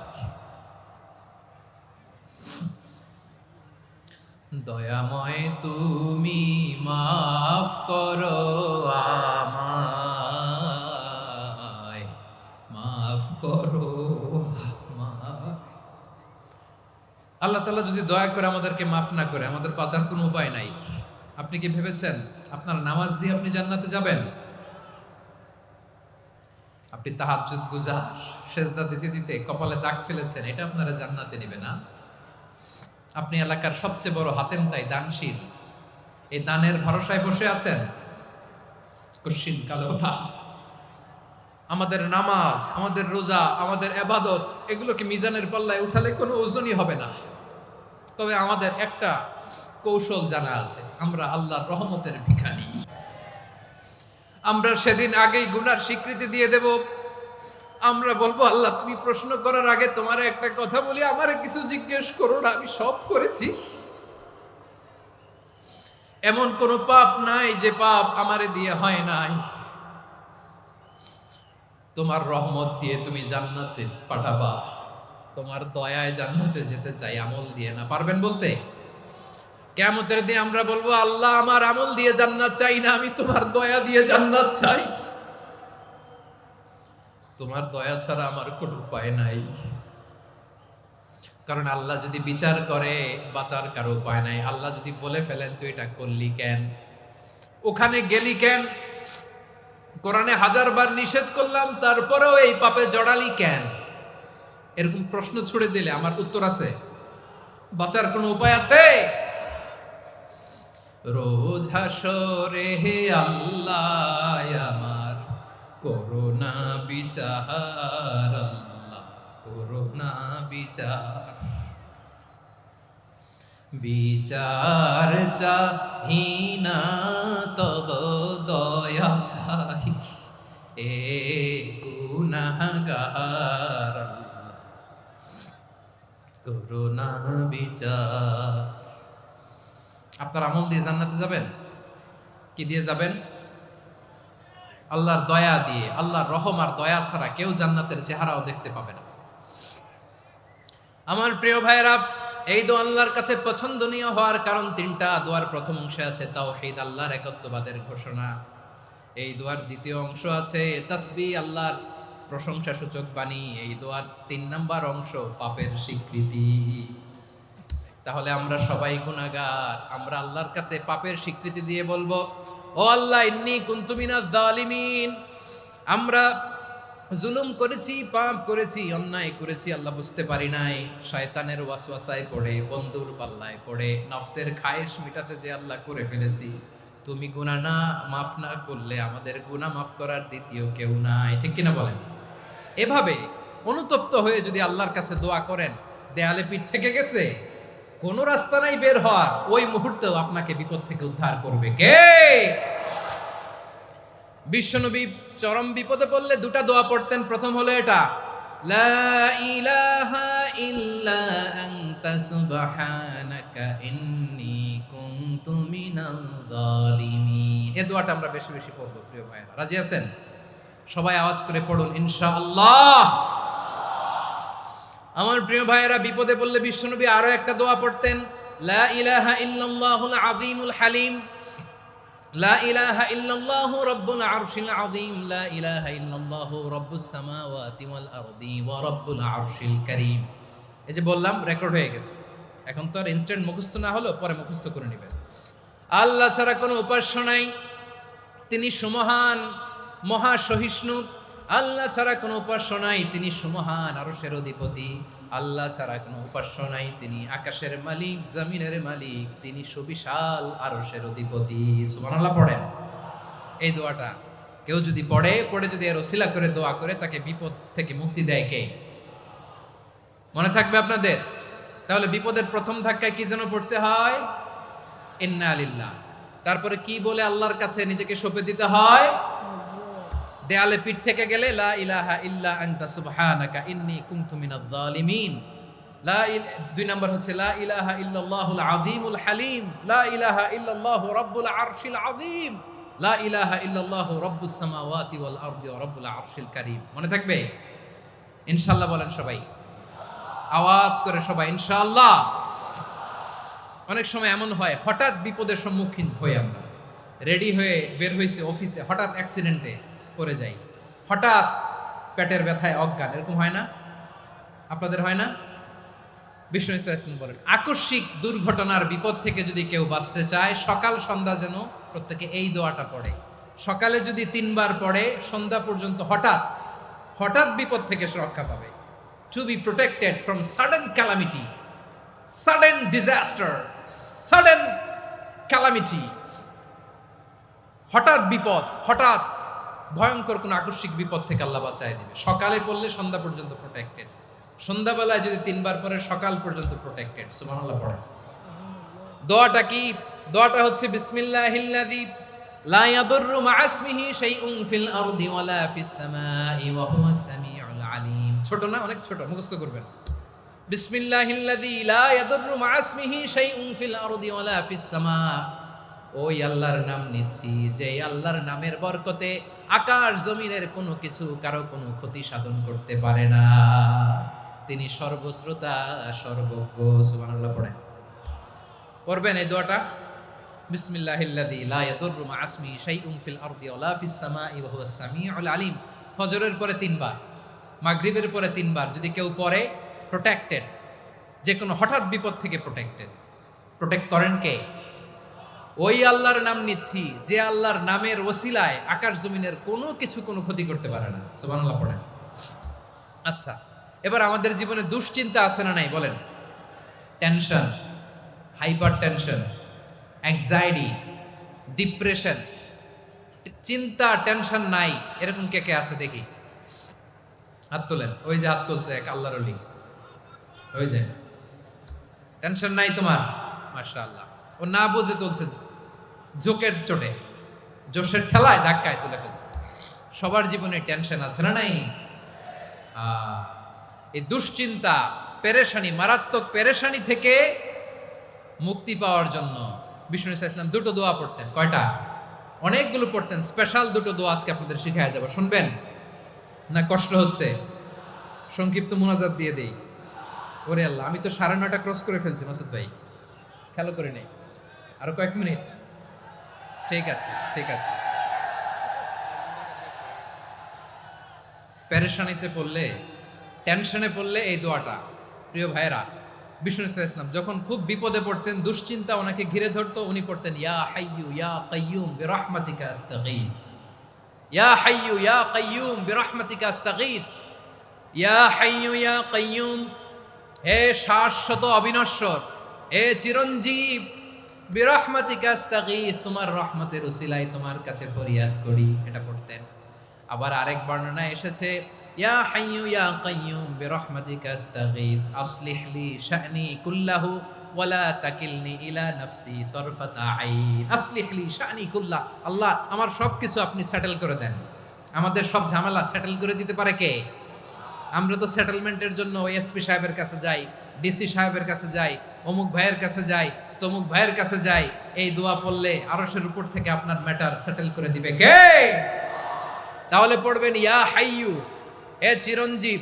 হাইয়ু মানে চিরঞ্জীব, যিনি চিরকাল বেঁচে থাকবেন, মরবেন না। আল্লাহ মরবেন? তার কোনো লয় আছে? ক্ষয় আছে? সূরা রহমানে আল্লাহ বললেন কুল্লু মান আলাইহা ফানি ওয়া ইয়াবকা ওয়াজহু রাব্বিকা যুল জালালি ওয়াল ইকরাম ফাবিআইয়ি আলাই রাব্বিকুমা তুকাযিবান। জমিনে যা আছে সব ফান, ভ্যানিশ হয়ে যাবে, নিশ্চিহ্ন হয়ে যাবে, শেষ হয়ে যাবে, সব বিলুপ্ত হয়ে যাবে, একজন ছাড়া। জোরে বলেন তিনি কে? ইয়া হাইয়ু, আমার সাথে আওয়াজ করে পড়েন ইয়া হাইয়ু ইয়া কাইয়ুম ইয়া হাইয়ু ইয়া কাইয়ুম বিরহমাতিকা আস্তাগীথ আসলিহ লি শা'নি কুল্লা ওয়ালা তাকিলনি ইলা নাফসি তরফাতা আইন। এভাবে দোয়া করলে আপনাকে বিপদ মুক্ত করবে কে? এই দোয়াটা কেন পছন্দ আল্লাহর কাছে? কারণ এখানে আল্লাহর দুইটা সুন্দর নাম আছে, গুণবাচক নাম, আল হাই, আল কাইয়ুম, এই দুটো নাম আছে এখানে। আবার এই দুইটা আয়াতুল কুরসির অংশ। আয়াতুল কুরসির শুরু তো এটা আসরা নাই? হ্যাঁ, আসরা নাই। 3 নাম্বার কারণ এটা ইসমে আজম। কোন দোয়াটা ইসমে আজম? যে দোয়া ওসিলায় দোয়া করলে আল্লাহ দোয়া ফেরায় না। অনেকগুলো মত আছে, সবচেয়ে ভ্যালিড মত হচ্ছে এটা, ইয়া হাইয়ু ইয়া কাইয়ুম, এর ওসিলা দিয়ে দোয়া করলে দোয়া কবুল করে কে? 2 নম্বরে বিশ্বনবী মারাত্মক বিপদে পড়লে আরেকটা দোয়া পড়তেন, আল্লাহুম্মা ইন্নী আবদুক। আগে দোয়াটা পড়ি, শুনেন। আল্লাহুম্মা ইন্নী আবদুক ওয়া ইবনু আবদিক ওয়া ইবনু আমাতিক নাসিয়াতি বিয়াদিক মাদিন ফিয়া হুকমুক আদলুন ফিয়া কাদাউক আসআলুকা বিকুল্লি ইসমিন হুয়া লাক সাম্মাইতা বিহি নাফসাক আও আনসালতাহু ফি কিতাবিক আও আল্লামতাহু আহাদাম মিন খালকিক আও ইস্তা'সারতা বিহি ফি ইলমিল গায়বি ইনদাক আন তাজআলাল কুরআনা রাবিআ কলবি ওয়া নূরা সাদরি ওয়া জালাআ হুজনি ওয়া যাহাবা হাম্মি। সুবহানাল্লাহ পড়েন। বিষ্ণুই বলতেন আল্লাহুম্মা ইন্নী আবদুক, ও আল্লাহ আমি আপনার গোলাম, ওয়া ইবনু আবদিক, গোলামের ঘরের গোলাম, ওয়া ইবনু আমাতিক, বাদীর ঘরের গোলাম। মানে আল্লাহ আমি আপনার গোলাম। আমার বাবা আব্দুল্লাহ ছিল আপনার গোলাম, আমার মা আমিনা ছিল আপনার বাদী। মানে আমরা গোলাম বংশের, সব গোলাম। নিজের এর চেয়ে আর ছোট করে আল্লাহর কাছে উপস্থাপন করা যায় আমার ভাইরা? কথা কি বুঝতেছেন? নিজেকে এর চাইতে ছোট, নগণ্য আর তুচ্ছ করে আল্লাহর সাথে প্রেজেন্ট করা যায়? বিশ্বনবী বললেন, ও আল্লাহ আমি আপনার গোলাম, গোলামের ঘরের গোলাম, দাসীর ঘরের গোলাম, নাসিয়াতি বিয়াদিক, আমার মাথার চুলের ছুটি আপনার হাতের মুঠোয়। আপনি ডানে টান দিলে আমি ডানে যেতে বাধ্য, আপনি বাঁয়ে টান দিলে বাঁয়ে যেতে বাধ্য। সুবহানাল্লাহ বলেন। পিছনে 2-1 ভাই দাঁড়ালেন কেন? হ্যাঁ, বসুন। জায়গা চেঞ্জ করতেছে, সেই দুপুর থেকে বসে আছে, আমি জানি। মাশাআল্লাহ, কেউ 2-1 বেরিয়েছে, গ্যাপ পূরণ করতেছে। মাশাআল্লাহ। পড়েন সুবহানাল্লাহ, আলহামদুলিল্লাহ, লা ইলাহা ইল্লাল্লাহু মুহাম্মাদুর রাসূলুল্লাহ সাল্লাল্লাহু আলাইহি ওয়াসাল্লাম। বিশ্বনবী বললেন, আল্লাহ আমার মাথার চুলের ঝুঁটি আপনার হাতের মুঠোয়। আচ্ছা, এইভাবে কাকে ধরা হয়? যে খুব ছোট, ঠিক কি না? নিজেকে কত ছোট করলেন বিশ্বনবী। ও আল্লাহ আমার মাথার চুলের ঝুঁটি আপনার হাতের মুঠোয়, আপনি ডানে টানলে আমি ডানে যাব, বাঁয়ে টানলে বাঁয়ে যাব। আল্লাহ আসআলুকা বিকুল্লি ইসমিন হুয়া লাক নাসিয়াতি বিয়াদিক মাদিন ফিয়া হুকমুক, আপনার নির্দেশ আমার উপর কার্যকর হবেই হবে। আদলুন ফিয়া কাদাউক, আপনার ফয়সালা যেই ফায়সালাই আপনি আমার জন্য করেন এটাই ইনসাফ। সুবহানাল্লাহ বলেন। আমরা আল্লাহর ফায়সালায় সন্তুষ্ট হতে চাই না। কত কমপ্লেইন, আল্লাহ তুমি এটা দিলা না, ওইটা পাইলাম না, ওইটা হইল না রে, এরকম অভিযোগ কমপ্লেইন আমাদের আছে না নাই? আর বিশ্বনবী বলতেন আদলুন ফিয়া কাদাউ, আল্লাহ আমার জন্য তোমার যেটা ফায়সালা এটাই সবচেয়ে শ্রেষ্ঠ ইনসাফ, এর চেয়ে ইনসাফ আর হতে পারে? এভাবে কায়মান বাক্যে আল্লাহর কাছে বিশ্বনবী দোয়া করতেন। এরপরে বিশ্বনবী বললেন, আল্লাহ তোমার যত নাম আছে সব নামের ওসিলায় দোয়া করি, যে নাম তুমি আমাদেরকে জানিয়েছো, যে নাম তুমি আমাদেরকে জানাও নাই, যে নাম তুমি কোরআনে নাজিল করেছো, যে নাম নাজিল করো নাই, যে নাম শুধু নবীদেরকে জানিয়েছো। আর আল্লাহর এমন কিছু চমৎকার চমৎকার সুন্দর সুন্দর নাম আছে, এই নামগুলো রব্বুল আলামিন কাউকে জানাবে না। সুবহানাল্লাহ বলেন। আমরা তো 99 নাম জানি, 100 নাম জানি আল্লাহ, কিন্তু আল্লাহর এমনও কিছু নাম আছে যেগুলো আল্লাহ বিশ্বনবীরও জানায় নাই। এগুলো আল্লাহ ইলমুল গায়বে রেখে দিয়েছেন। দোয়ার সময় বলবেন, আল্লাহ তোমার যেই নামগুলো জানি, যেগুলো জানি না, যেগুলো কোরআনে আছে, যেগুলো নাই, যেগুলো নবীরে খাস ভাবে জানাইছো ওগুলোর উসিলায়, যেগুলো কোনোদিন জানাবাও না তোমার ওই নামের উসিলাও তোমার কাছে চাই। আল্লাহ কোরআনকে আমার হৃদয়ের বসন্ত বানাও, আমার বক্ষের জ্যোতি বানাও, আমার চিন্তা দুশ্চিন্তা তুমি দূর করে দাও। বিশ্বনবী বললেন, এই কালিমাগুলো, এই বাক্যগুলো পড়ে যদি কেউ আল্লাহর কাছে ফরিয়াদ করে, তার হৃদয় থেকে দুশ্চিন্তা কাটিয়ে দিবে কে? পড়বেন, এই দোয়াগুলো পড়বেন। আচ্ছা, সব শেষে বলি, ঋণের বোঝায় যারা জর্জরিত, বিষ্ণু ইসলাম চমৎকার একটা দোয়া শিখিয়েছেন।